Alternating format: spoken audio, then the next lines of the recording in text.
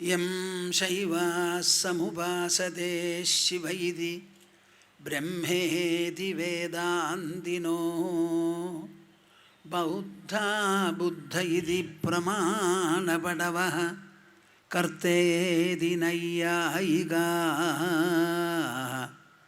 അർഹന്നിത്യഥ ജൈനശാസനരതാഃ കർമ്മേതി മീമാംസകാഃ സോയം വോ വിദധാതു വാഞ്ചിതഫലം ത്രൈലോക്യനാഥോ ഹരിഃ സോയം വോ വിദധാതു വാഞ്ചിതഫലം ത്രൈലോക്യനാഥോ ഹരിഃ മദീയഹൃദയാകാശേ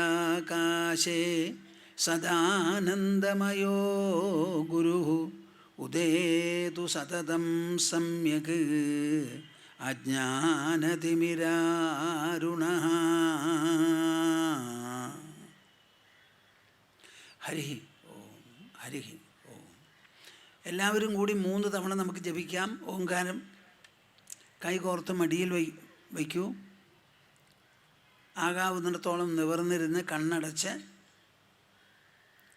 വായും മനസ്സും തുറന്ന് എൻ്റെ കൂടെ ജപിക്കുക 3 തവണ. എല്ലാവരുടെ ശബ്ദവും നല്ലപോലെ പ്രകടമാവണം.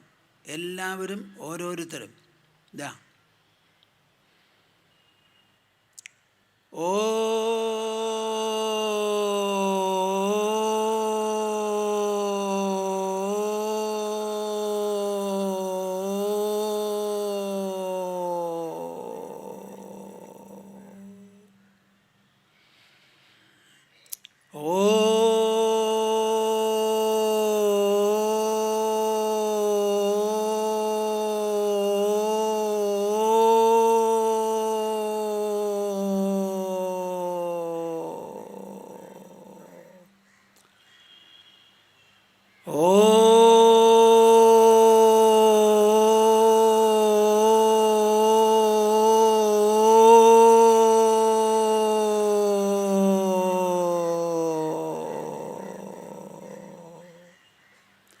ഹരിഃ ഓം തസ്സത്. ജയ ഗുരു.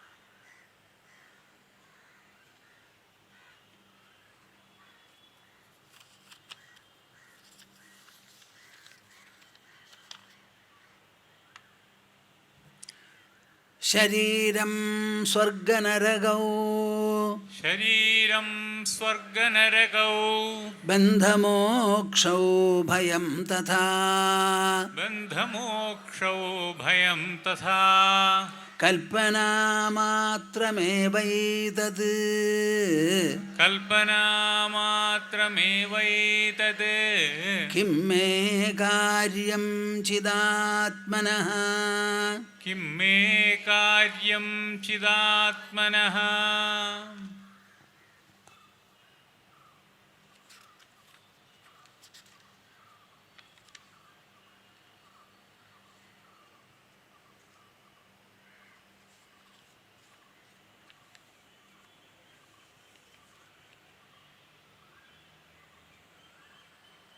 രണ്ടാം അധ്യായത്തിൽ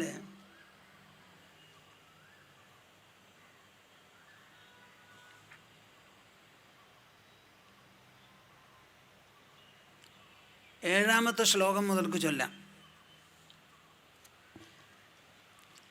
ആത്മാജ്ഞാനാജ്ജഗദ്ഭാതി ആത്മാജ്ഞാനാജ്ജഗദ്ഭാതി ആത്മജ്ഞാനാന്ന ഭാസതേ ആത്മജ്ഞാനാന്ന ഭാസതേ രജ്ജ്വജ്ഞാനാദഹിർഭാതി രജ്ജ്വജ്ഞാനാദഹിർഭാതി തജ്ഞാനാദ് ഭാസതേ നഹി തജ്ഞാനാദ് ഭാസതേ നഹി പ്രകാശോ മേ നിജം രൂപം പ്രകാശോ മേ നിജം രൂപം നാതിരിക്തോസ്മ്യഹം തതഃ നാതിരിക്തോസ്മ്യഹം തതഃ യദാ പ്രകാശതേ വിശ്വം യദാ പ്രകാശതേ വിശ്വം തദാഹം ഭാസ ഏവ ഹി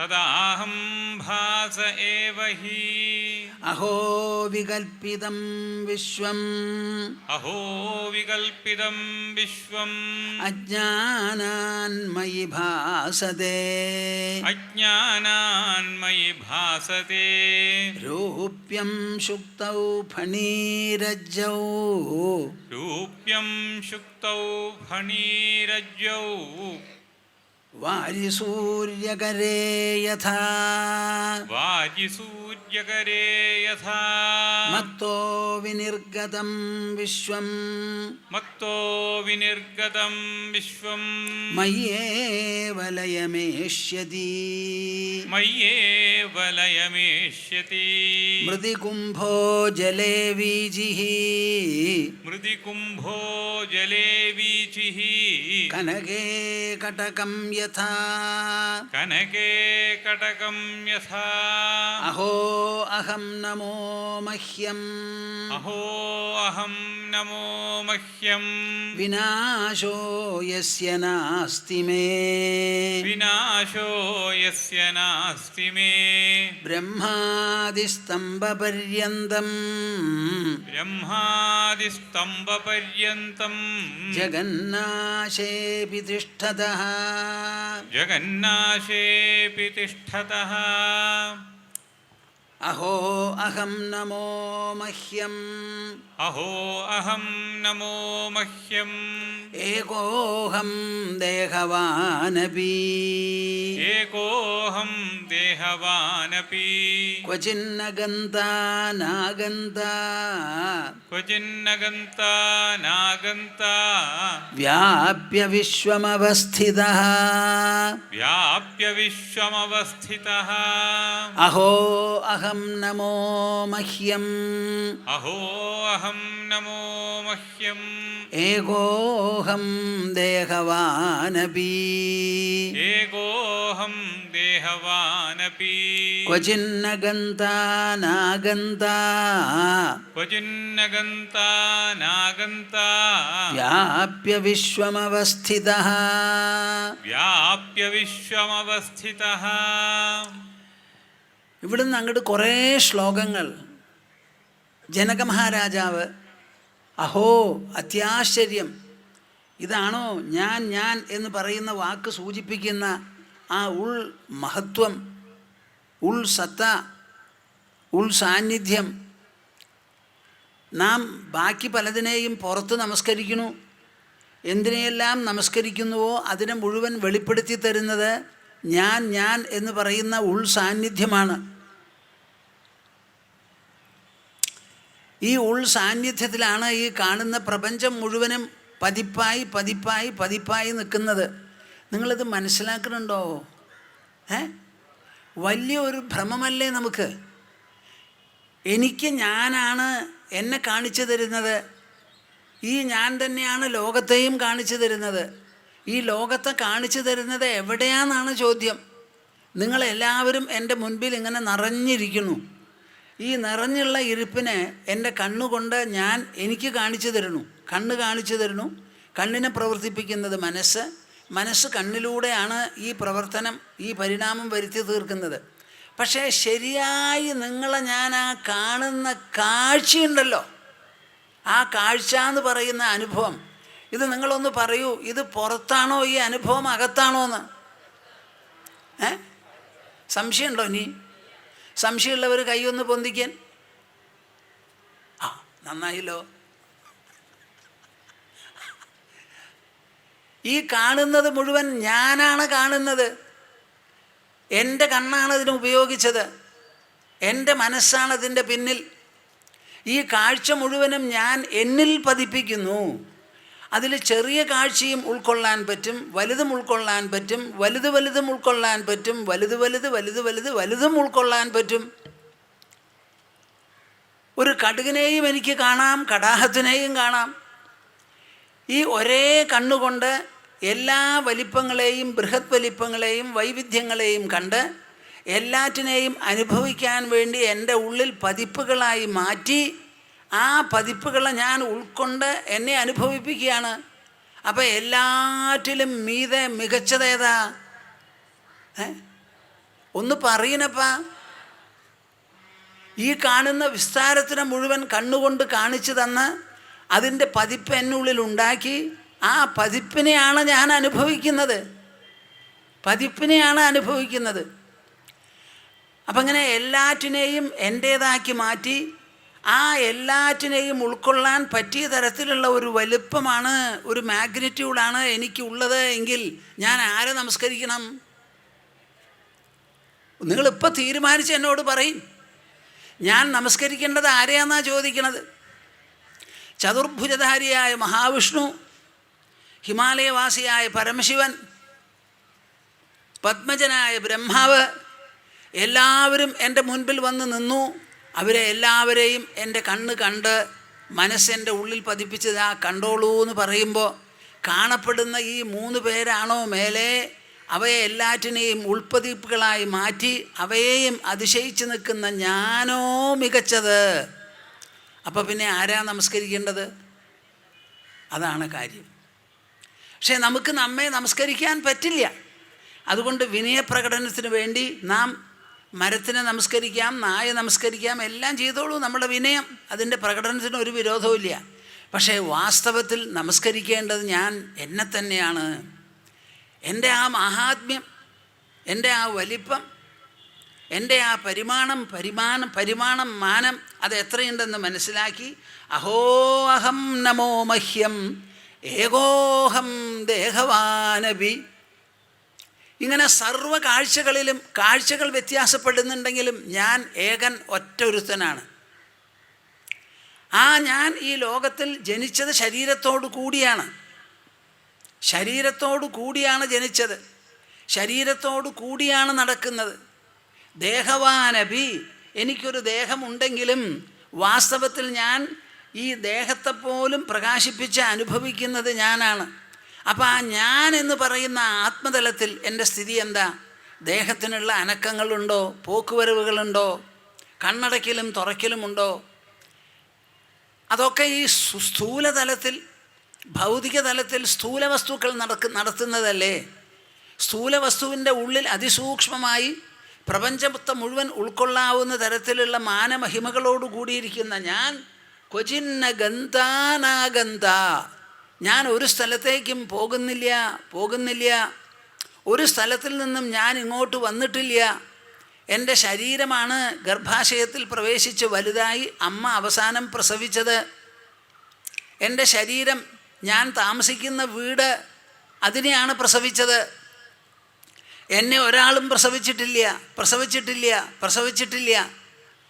ഇതാ കത്തുന്ന വിളക്കിലുള്ള തീനാളം വിളക്കുണ്ടാക്കിയ മൂശാരിയാണോ അതിൻ്റെ ഉപജ്ഞാതാവ്? മനസ്സിലായില്ലേ എൻ്റെ ഭാഷ? എണ്ണ ആര് തന്നു? ആ കച്ചവടക്കാരനാണോ ആ നാളം? ആ തിരിയാണോ? അല്ലല്ലോ. അവിടെ ഇത് മൂന്നുമല്ലാത്തൊരു പ്രകാശം വേറെയുണ്ട്. ആ പ്രകാശത്തിൽ നിന്ന് വന്നതാണ്.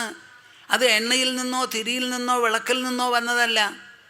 അപ്പോൾ എൻ്റെ ശരീരത്തിനെ അമ്മ പ്രസവിച്ചു എന്നുള്ളത് വാസ്തവമാണെങ്കിലും ആ ശരീരത്തിനെ ഉണർത്തിത്തരുന്ന ഉള്ളുണർവ് എന്ന് പറയുന്ന ആ സത്യമുണ്ടല്ലോ, അതിനെ ഒരാളും പ്രസവിച്ചിട്ടില്ല. അത് വരുന്നില്ല, പോകുന്നില്ല. അതിന് വൃദ്ധിക്ഷയങ്ങളില്ല ചന്ദ്രനിൽ എന്ന പോലെ.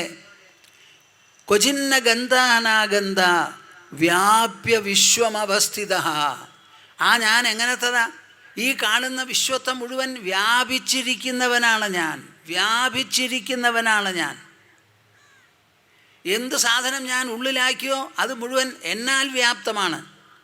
അത് എന്നിൽ വ്യാപ്തമല്ല, ഞാനാണ് അതിൽ വ്യാപിച്ചിരിക്കുന്നത്. എത്രയെല്ലാം വൈവിധ്യങ്ങൾ! ഒരു കുന്നിൻ്റെയോ മലയുടെയോ മുകളിൽ നിങ്ങൾ കയറൂ, 4 ഭാഗത്തും വട്ടം ചുറ്റി ഒന്ന് നോക്കൂ. എത്രയെത്ര ദൂരങ്ങളും എത്രയെത്ര വസ്തുജാലങ്ങളുമാണ് നിങ്ങൾ കണ്ടിട്ടുണ്ടാവുക. ആ കാണുന്ന പരപ്പുകളും ആ കാണുന്ന വസ്തുക്കളും മുഴുവൻ നമ്മുടെ ഉള്ളിൽ ഉൾക്കൊണ്ട് നമ്മളിരിക്കുകയാണ്. എത്രയെല്ലാം കാണണമോ അത്രയൊക്കെ കാണിച്ചു തരാനുള്ള മഹത്വം ഈ ഞാനുണ്ട്. Whatever is the magnitude, the infinitude of perception you want to generate, our inside is capable of extending itself to that measure. We have got the intrinsic potential, the intrinsic possibility, the intrinsic splendor, brilliance, in order to generate any extent of any dimension whatsoever. അതാണ് ഈ inner Splendor എന്ന് പറയുന്നത്.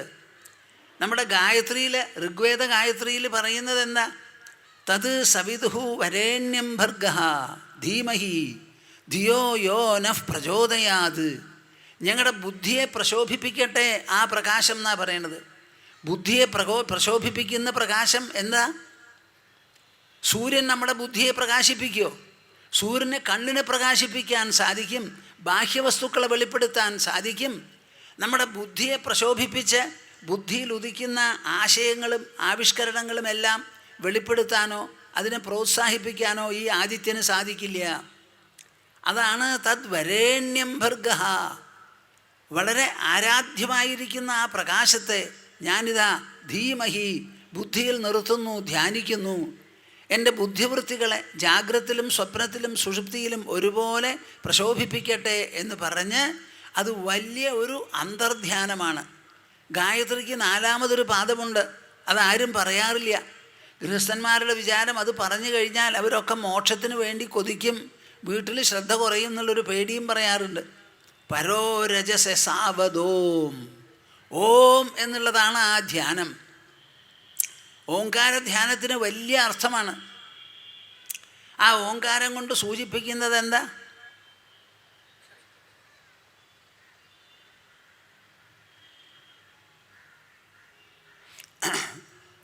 ആ ഓങ്കാരം കൊണ്ട് സൂചിപ്പിക്കുന്നതാണ് ചതുർത്ഥം എന്ന് പറയുന്ന തുരീയം, ആ സത്യം.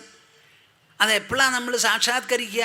ഈ ഓങ്കാരമൊക്കെ ജപിച്ച് അവസാനം വാൽമീകിയുടെ രാമജപം കുറേശ്ശെയായി ശബ്ദം കുറഞ്ഞ് മനസ്സിൽ തന്നെ അസ്തമിച്ച് നിന്ന് നിശ്ചല ചിത്തനായപ്പോൾ എന്തായി? അതുപോലെ നമുക്കുമായിത്തീരും ഗായത്രി ജപിച്ച്.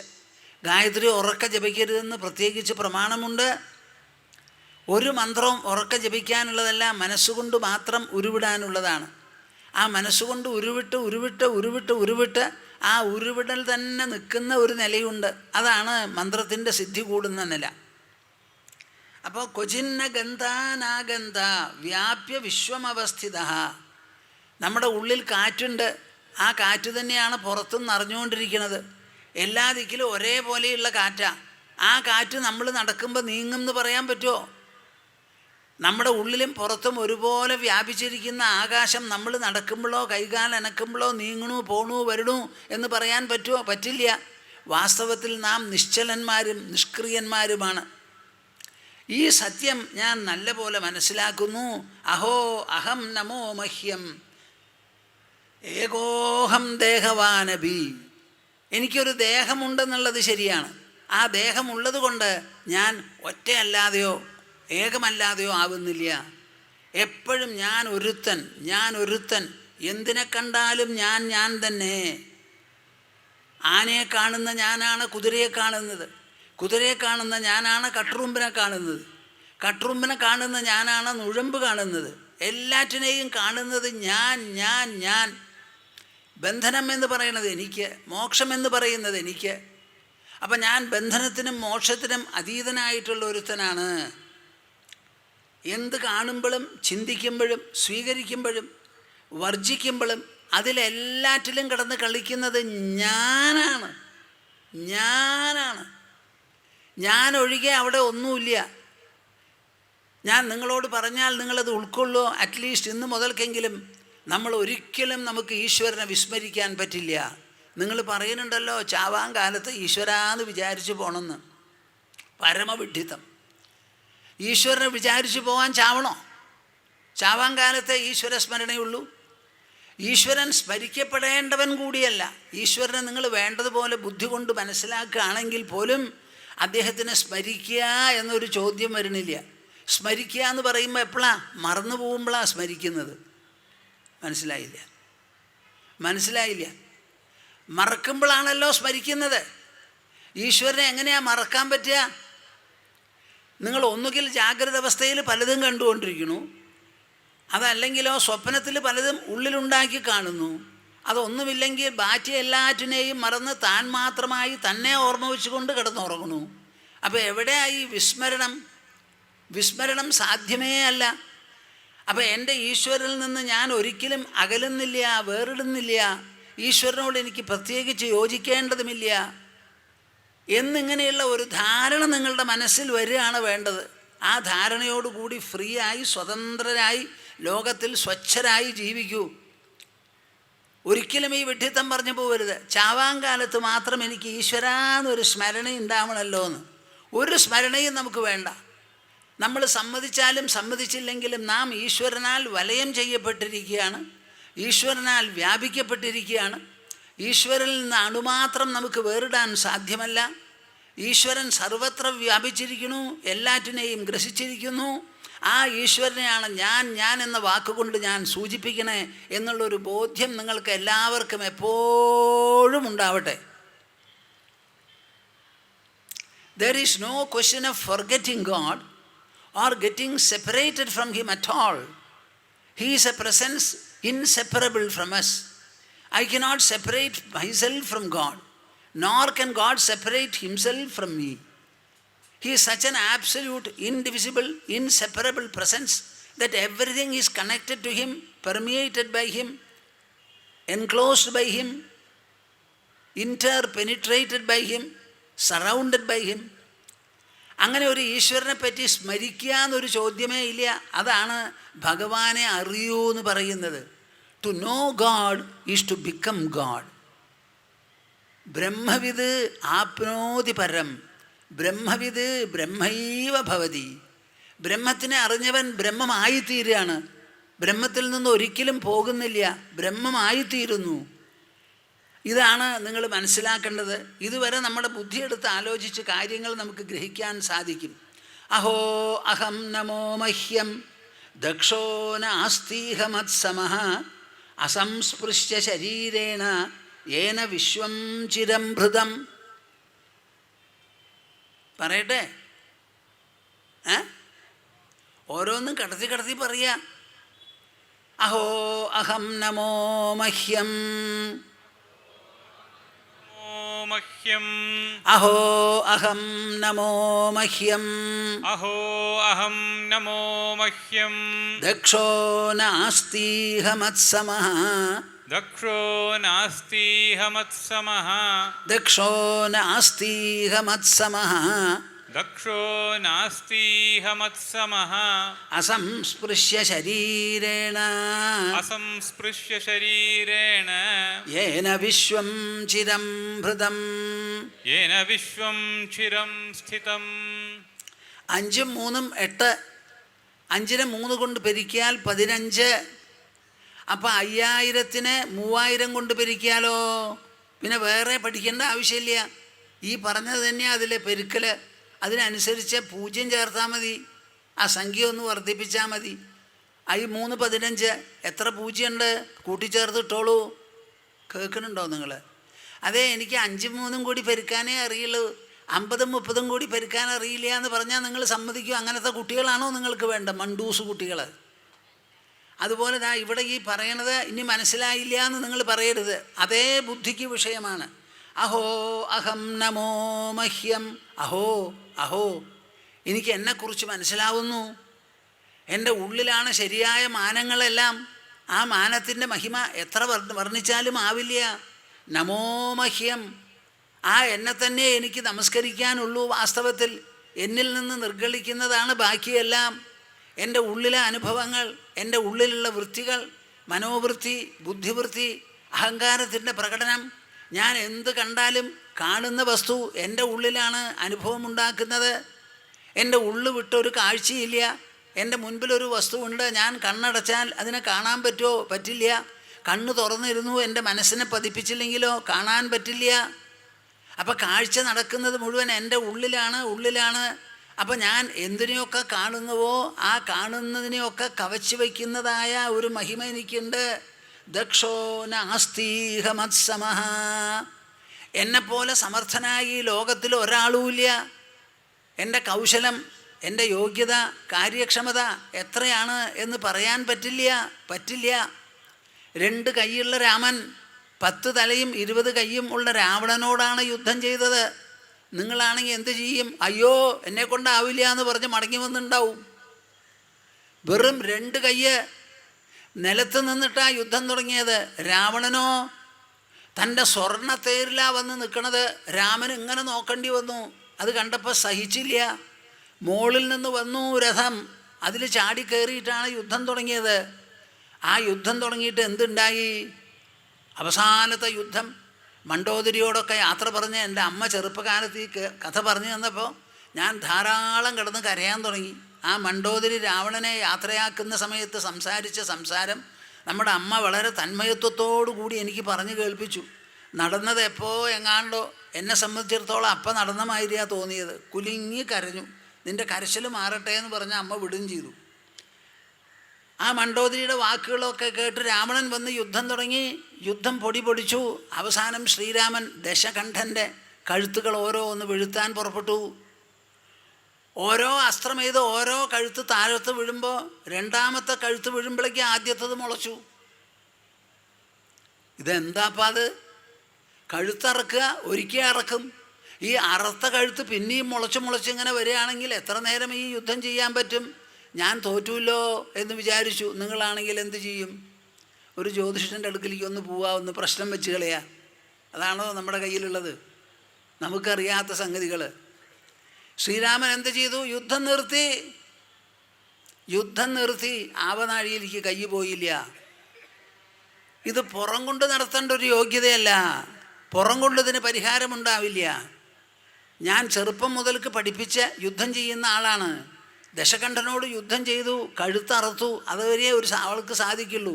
അറുത്ത കഴുത്ത് പിന്നെയും മുളച്ചാൽ ഞാൻ എന്ത് ചെയ്യും? അപ്പോൾ ഇതിന് വലിയൊരു കൗശലം വേറെയുണ്ട്, എനിക്കറിയില്ല. എന്താ വേണ്ടതെന്ന് ആലോചിച്ച് കണ്ണടച്ച്, കേട്ടോളൂ, കണ്ണടച്ച് തൻ്റെ ഉള്ളിലുള്ള ആ വൈഷ്ണവ രൂപത്തെക്കുറിച്ച് ആലോചിച്ചു അത്രേ. നമ്മുടെ കണ്ണുണ്ടാക്കിയത് ആരാണോ, കൈ രചിച്ചത് ആരാണോ, ഏത് പ്രഭാവമാണോ, ഏത് പ്രഭാവത്തിലാണോ ഈ പ്രപഞ്ചം മുഴുവൻ സ്ഫുരിക്കുന്നത്, അനുഭവഗോചരമാക്കാൻ വേണ്ടി ആ ഉൾ തേജസ്, ഉൾ സ്രോതസ്, ഉൾ പ്രഭവസ്ഥാനം, അതിനെക്കുറിച്ച് കണ്ണടച്ച് ആലോചിച്ച് കണ്ണു തുറന്നു. ആവനാടിയിൽ കൈയിട്ടു, ഒരമ്പെടുത്തു, എയ്തു. 6 ഇഞ്ച് താഴത്തേക്ക് ഉന്നം വെച്ച് നെഞ്ഞത്ത് പോയി തറച്ചു. രാവണൻ പടാ വീണു.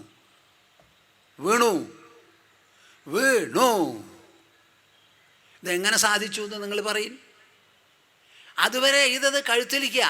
ആ ഒരൊറ്റ അസ്ത്രം 6 ഇഞ്ച് താത്തിയിട്ടാണ് എഴുതത്. ഈ 10 കഴുത്തിലേക്കും ശ്വാസവും രക്തവും കൊടുക്കുന്നത് മാറാണ്. ആ മാറിടം പത്തില്ല. ആ മാറിടം അവിടെ വീണു എന്നുണ്ടെങ്കിൽ പിന്നെ മുളയ്ക്കണ ചോദ്യമില്ല എന്ന് പറഞ്ഞ് മാറിനെ ഉന്നം വെച്ച് ഒരൊറ്റ അസ്ത്രം വിട്ടപ്പോൾ രാവണൻ പെരണ്ട് വീണപ്പോഴോ ശ്രീരാമൻ്റെ യോഗ്യത നിൽക്കുന്നില്ല. ഉടനെ ചെന്നു, തൊഴുതു, പ്രണമിച്ചു. എന്നിട്ട് ചോദിക്കുകയാണ്, അങ്ങ് മഹാചക്രവർത്തിയാണ്, ദശകണ്ഠൻ, എല്ലാവരേക്കാളും കേമൻ, മികച്ചവൻ, ധാരാളം അറിവും അനുഭവവും ഉള്ളവൻ, പലതും അങ്ങ് വായിച്ചും കേട്ടും ഗ്രഹിച്ചും പറഞ്ഞും മനസ്സിലാക്കിയിട്ടുണ്ടാവും. അതുകൊണ്ട് ശ്വാസം പോകുന്നതിന് മുൻപ് നമ്മൾ തമ്മിലുള്ള ശത്രുതയൊക്കെ തീർന്നു കഴിഞ്ഞു, ഇനി ഒന്നുമില്ല. ശവത്തിനെ നമസ്കരിക്കുന്ന ഒരു സംസ്കാരം ഹിന്ദുക്കൾക്കുണ്ടപ്പ. നമുക്ക് തീരെ പിടിക്കാത്തവനാണ്, ശത്രു ആണെങ്കിൽ പോലും മരിച്ചു എന്ന് കേട്ടാൽ പോകുക. ആൾ പോയി കഴിഞ്ഞുവല്ലോ, പിന്നെ ആരോടാ? ആ ശവം ദഹിപ്പിക്കേണ്ടത് മരിച്ച ആളുടെ ആവശ്യമോ അങ്ങോർക്കാണോ അവിടെ കിടന്ന് ചീഞ്ഞ് നാറുന്ന വിഷമം? എന്താ ഒരു മിണ്ടാതെ? അവിടെ കിടന്നാൽ ചീഞ്ഞ് നാറും. അത് ഭാര്യ ഇഷ്ടപ്പെടില്ല, മക്കളും ഇഷ്ടപ്പെടില്ല, നാട്ടുകാരും സമ്മതിക്കില്ല, സർക്കാരും അനുവദിക്കില്ല. അപ്പോൾ ആ ശവത്തിനെ സംസ്കരിക്കേണ്ട ചുമതല ലോകത്തിൽ എല്ലാവരുടേതുമാണ്, ശത്രുക്കളുടേത് പോലുമാണ്. അപ്പോൾ ആ സമയത്ത് ചോദിച്ചു, അങ്ങക്ക് എന്തെങ്കിലും എനിക്ക് നല്ലത് പറഞ്ഞു തരാനുണ്ടോയെന്ന്. ഉവ്വ് എൻ്റെ രാമ, ഞാൻ ഉപായപ്പെട്ടവനല്ല, കങ്കേമന. ശാസ്ത്രങ്ങൾ ധാരാളം പഠിച്ചിട്ടുണ്ട്, വേദങ്ങൾ നല്ല പോലെ അറിയാം, ഉപനിഷത്തുകൾ അരക്കി കലക്കി കുടിച്ചിട്ടുണ്ട്. ഇതൊക്കെ ആയാലും എനിക്കൊരു തെറ്റ് പറ്റി. എന്താ? എന്തെങ്കിലും നല്ലത് ചെയ്യാൻ പുറപ്പെടുമ്പോൾ പെട്ടെന്ന് ചെയ്യില്ല, നീട്ടി കൊണ്ടുപോയി. അങ്ങനെ നീട്ടിയിട്ടാണ് രാമൻ്റെ ശരത്തിന് വിധേയമായി ഞാൻ മറിഞ്ഞിവിടെ കിടക്കുന്നത്. അതുകൊണ്ട് എന്തെങ്കിലും നല്ലത് ചെയ്യാൻ ഉദ്ദേശിക്കുന്നുണ്ടെങ്കിൽ പെട്ടെന്ന് ചെയ്തു കളയണം. ഇതാണ് എനിക്ക് നൽകാനുള്ള ഉപദേശം. ശുഭസ്യ ശീഘ്രം അശുഭസ്യ കാലഹരണം. എന്തെങ്കിലും നല്ലതല്ലാത്തത് ചെയ്യാൻ ഉദ്ദേശിക്കുന്നുണ്ടെങ്കിൽ അത് നീട്ടി കൊണ്ടുപോവുക, നല്ലത് പെട്ടെന്ന് ചെയ്തു കളയുക. ഒരാൾക്ക് എന്തെങ്കിലും കൊടുക്കണം എന്ന് തോന്നിയാൽ കൊടുക്കുക. അതേ ബനാറസിൽ ഒരു രാജാവ് ഉണ്ടായിരുന്നു. ആ രാജാവ് വിശ്വനാഥനെ ദർശിക്കാനൊക്കെ പോകും. ഒരു ദിവസം പോകാൻ പുറപ്പെട്ടപ്പോൾ വല്ലാതെ വെള്ളപ്പൊക്കം ഗംഗാനദീ തീരത്തിൽ. അങ്ങോട്ട് പോകുന്ന സമയത്ത് ബോട്ട് മറിഞ്ഞു വീണു. വേഗം ഒരാൾ ചാടി ഇറങ്ങി അദ്ദേഹത്തിനെ രക്ഷപ്പെടുത്തി. അപ്പോഴേക്കും മഹാരാജാവാണെന്ന് പറഞ്ഞ് എല്ലാവരും ഓടി വന്നു. മഹാരാജാവിനെ രക്ഷപ്പെടുത്തി. മഹാരാജാവിനെ കൊണ്ടുപോകുന്ന സമയത്ത് ഈ ആളവിടെ ഉണ്ടാവില്ലല്ലോ. എന്നാൽ അവിടെ ചെന്നിട്ട് ഉടനെ അദ്ദേഹം പറഞ്ഞു, ഇദ്ദേഹത്തിന് കാര്യമായിട്ടൊരു സമ്മാനം കൊടുക്കണം നമുക്ക്. എത്രയാ? 1,00,000 രൂപ കൊടുക്കുക പഴയ കാലത്ത് പറഞ്ഞു. 1,00,000 രൂപ ഈ ഗംഗാനദിയിൽ ചാടി രക്ഷപ്പെട്ടതിന് കൊടുക്കുക എന്ന് പറഞ്ഞാൽ ബാക്കി അവിടെയുള്ള ഉദ്യോഗസ്ഥന്മാരൊക്കെ അത് സമ്മതിക്കുമോ? 1,00,000 രൂപയേ. അവർക്കൊക്കെ കിട്ടുന്ന ശമ്പളം 100, 150, 50, 60. അപ്പോൾ 1,00,000 എന്ന് പറഞ്ഞാൽ അവർ സമ്മതിക്കുമോ? സമ്മതിക്കില്ല. ശരി എന്നും പറഞ്ഞു. അങ്ങനെ ഒരു ദിവസം കഴിഞ്ഞു, ഒരാഴ്ച കഴിഞ്ഞ്, നിങ്ങളത് കൊടുത്തോ? കൊടുത്തില്ല. എന്നാൽ ഒരു കാര്യം ചെയ്യുക, ഒരു 50,000 കൊടുക്കൂന്നാക്കി. ഏത്? 1,00,000 എന്ന് പറഞ്ഞ മഹാരാജാവ് അദ്ദേഹത്തിൻ്റെ ജീവന് വില കുറഞ്ഞ് 50,000 അപ്പോഴും അവർ കൊടുത്തില്ല. തട്ടിമുട്ടി പിന്നെയും നാൾ വർദ്ധിപ്പിച്ച് കൊണ്ടുപോയപ്പോൾ അവർ ചോദിക്കുക, നിങ്ങൾ എന്താ അങ്ങനെ മിണ്ടാണ്ടിരിക്കുന്നത്? 10,000 കൊടുക്കൂന്ന്. അപ്പോൾ 1,00,000 നിന്ന് 10,000 അവർക്ക് തൃപ്തിയായില്ല. അവസാനം അത് 1000 ഉറുപ്പികയിൽ അവസാനിപ്പിച്ച് കൊടുത്തു തീർത്തു. ഇതാണ് നല്ല കാര്യം ചെയ്യാൻ പുറപ്പെട്ടത് നീട്ടിക്കൊണ്ടുപോയാൽ നിങ്ങൾക്കും ഉണ്ടാവാൻ പോണത്. ഒരൊറ്റ ആൾ സമ്മതിക്കില്ല. അയ്യോ അത്ര വേണോ? നമ്മുടെ മനസ്സിൽ തന്നെ തോന്നും. എന്നാൽ കിട്ടുമ്പോൾ കിട്ടുക, കൊടുക്കുമ്പോൾ കുറയുകയാണല്ലോ. അപ്പോൾ ശുഭസ്യ ശീഘ്രം അശുഭസ്യ കാലഹരണം. ഇതൊരു ഉപദേശം രാവണൻ ശ്രീരാമന് കൊടുത്തതാണ്. അതിൽ രണ്ടാമത് ഞാൻ ഒരു പ്രസംഗവശാൽ പറഞ്ഞു എന്ന് മാത്രമേ ഉള്ളൂ. ശ്രീരാമനെ അവിടെ രക്ഷിച്ചതാരാ? കൗശലം പറഞ്ഞു കൊടുത്തതാരാ? ലോകത്തിലുള്ള എല്ലാ കൗശലങ്ങളുടെയും ഉറവിടം മനുഷ്യൻ്റെ മസ്തിഷ്കവും മാറിടവുമാണ് കൂട്ടരെ. നിങ്ങളിത് മനസ്സിലാക്കണം. അക്ഷരമാല നമ്മൾ ഉണ്ടാക്കിയതാണ്, പദങ്ങൾ നമ്മൾ ഉണ്ടാക്കിയതാണ്. ഈശ്വരൻ എന്ന വാക്ക് ഈശ്വരൻ്റെ വായിൽ നിന്ന് പുറപ്പെട്ടിട്ടില്ല. അദ്ദേഹത്തിന് വായില്ല. വായുള്ളവരെ ഉണ്ടാക്കിയിട്ടുണ്ട് ഈശ്വരൻ, സ്വയം വായില്ല അദ്ദേഹത്തിന്. അക്ഷരമാല മുഴുവനും നമ്മൾ ഉണ്ടാക്കിയതാണ്. നമ്മുടെ വസ്ത്രങ്ങൾ മുഴുവൻ നമ്മളുടെ കൈവേലയാണ്. നമ്മുടെ വീടുകൾ നമ്മുടെ കൈവേലയാണ്. അപ്പം നമ്മൾക്ക് എന്തെങ്കിലും ഒന്ന് തോന്നണമെങ്കിൽ അത് നമ്മുടെ മനസ്സിലും അത് നമ്മുടെ ബുദ്ധിയിലും അത് നമ്മുടെ അന്തരംഗത്തിലും അന്തരാത്മാവിൽ നിന്നുമാകണം. ദക്ഷോ നാസ്തീഹ മത്സമഃ. അത്യധികം സാമർഥ്യത്തോടുകൂടി ഞാൻ ഈ ലോകത്തിൽ കഴിയണു. എന്നോളം സാമർഥ്യമുള്ള ഒരാളും ഇവിടെ ഇല്ല. അസംസ്പൃശ്യ ശരീരേണ ഏന വിശ്വം ചിരം ഭൃതം. ഇതാണ് ഞാൻ നിങ്ങളോട് പറഞ്ഞത്, എൻ്റെ കൂടെ വരണമെന്ന്. അസംസ്പൃശ്യ ശരീരേണ. എന്താ വാക്കിനർത്ഥം? ഈ വാചകത്തിന് എൻ്റെ ശരീരം കൊണ്ട് ഞാൻ ഒന്നിനെയും സ്പർശിക്കുന്നില്ല. എൻ്റെ ശരീരം കൊണ്ട് ഒന്നിനെയും സ്പർശിക്കുന്നില്ല. എന്നാലോ ഏന വിശ്വം ചിരം ഭൃതം. എന്നാൽ ഈ പ്രപഞ്ചം മുഴുവനും സംഭരിക്കപ്പെടുന്നു, ഭരിക്കപ്പെടുന്നു. ഞാൻ കാണുന്ന പ്രപഞ്ചം നിലനിൽക്കുന്നത് എൻ്റെ ഉള്ളിലാണ്. എൻ്റെ ഉള്ളിലുള്ള വൃത്തി മാത്രമാണത്. എൻ്റെ മനസ്സിലെ പതിപ്പുകളാണ്. ഈ പതിപ്പുണ്ടാക്കുന്നത് വസ്തുക്കളല്ല. വസ്തുക്കളുടെ പതിപ്പ് എൻ്റെ മനസ്സുണ്ടാക്കുന്നു എന്നുള്ളതാണ് വാസ്തവം. മനസ്സാണ് പതിപ്പുകൾ ഉണ്ടാക്കുന്നത്. ആ പതിപ്പ് രൂപത്തിലുള്ള ഒരു വിശ്വമേ എൻ്റെ അനുഭവത്തിലുള്ളൂ.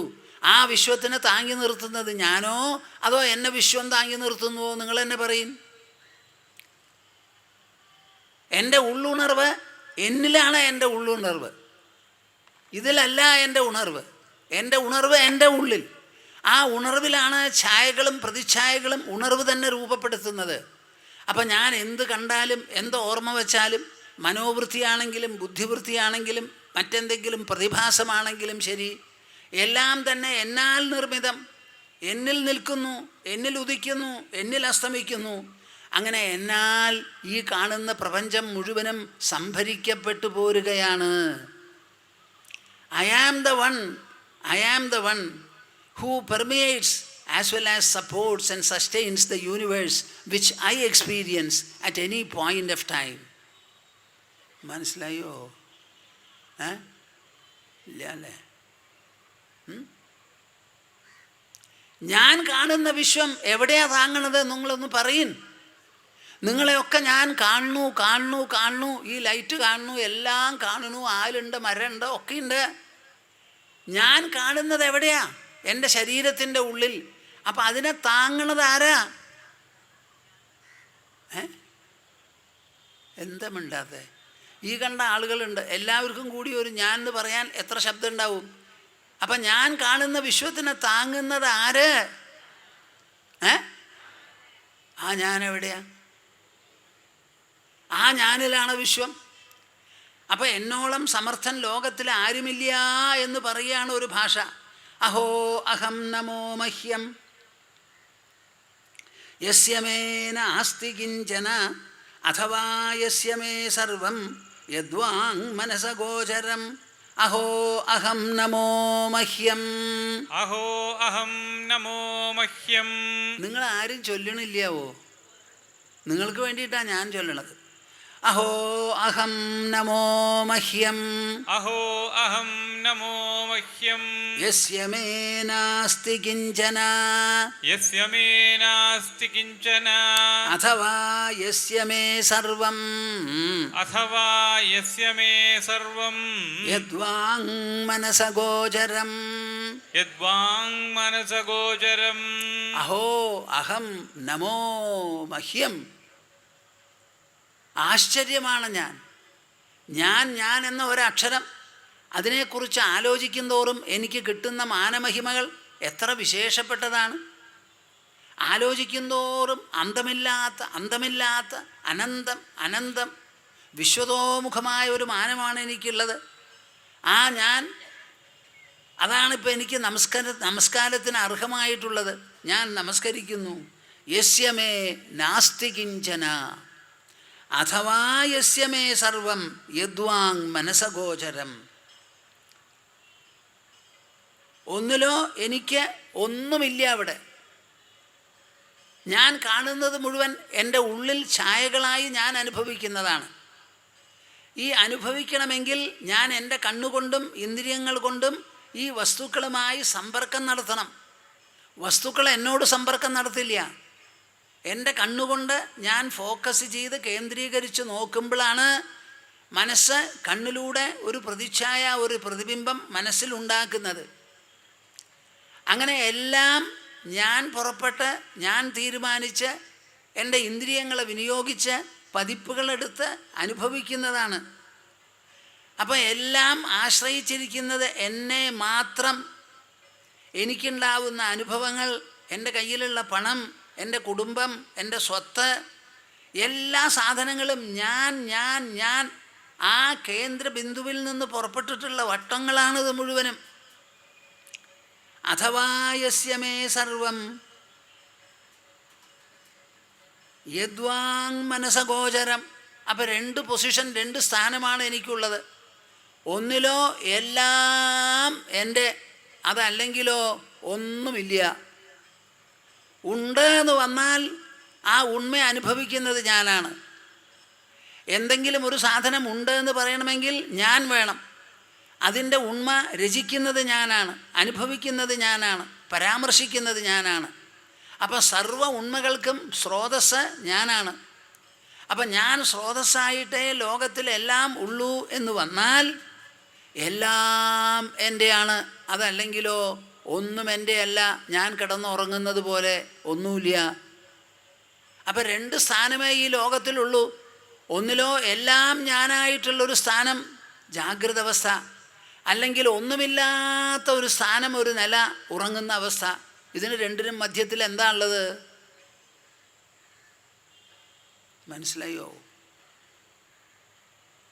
ഞാനെന്നതിൻ്റെ വ്യാഖ്യാന വിവരണങ്ങളാണ് നൽകുന്നത്. അഥവാ യസ്യമേ സർവം യദ്വാങ് മനസഗോചരം.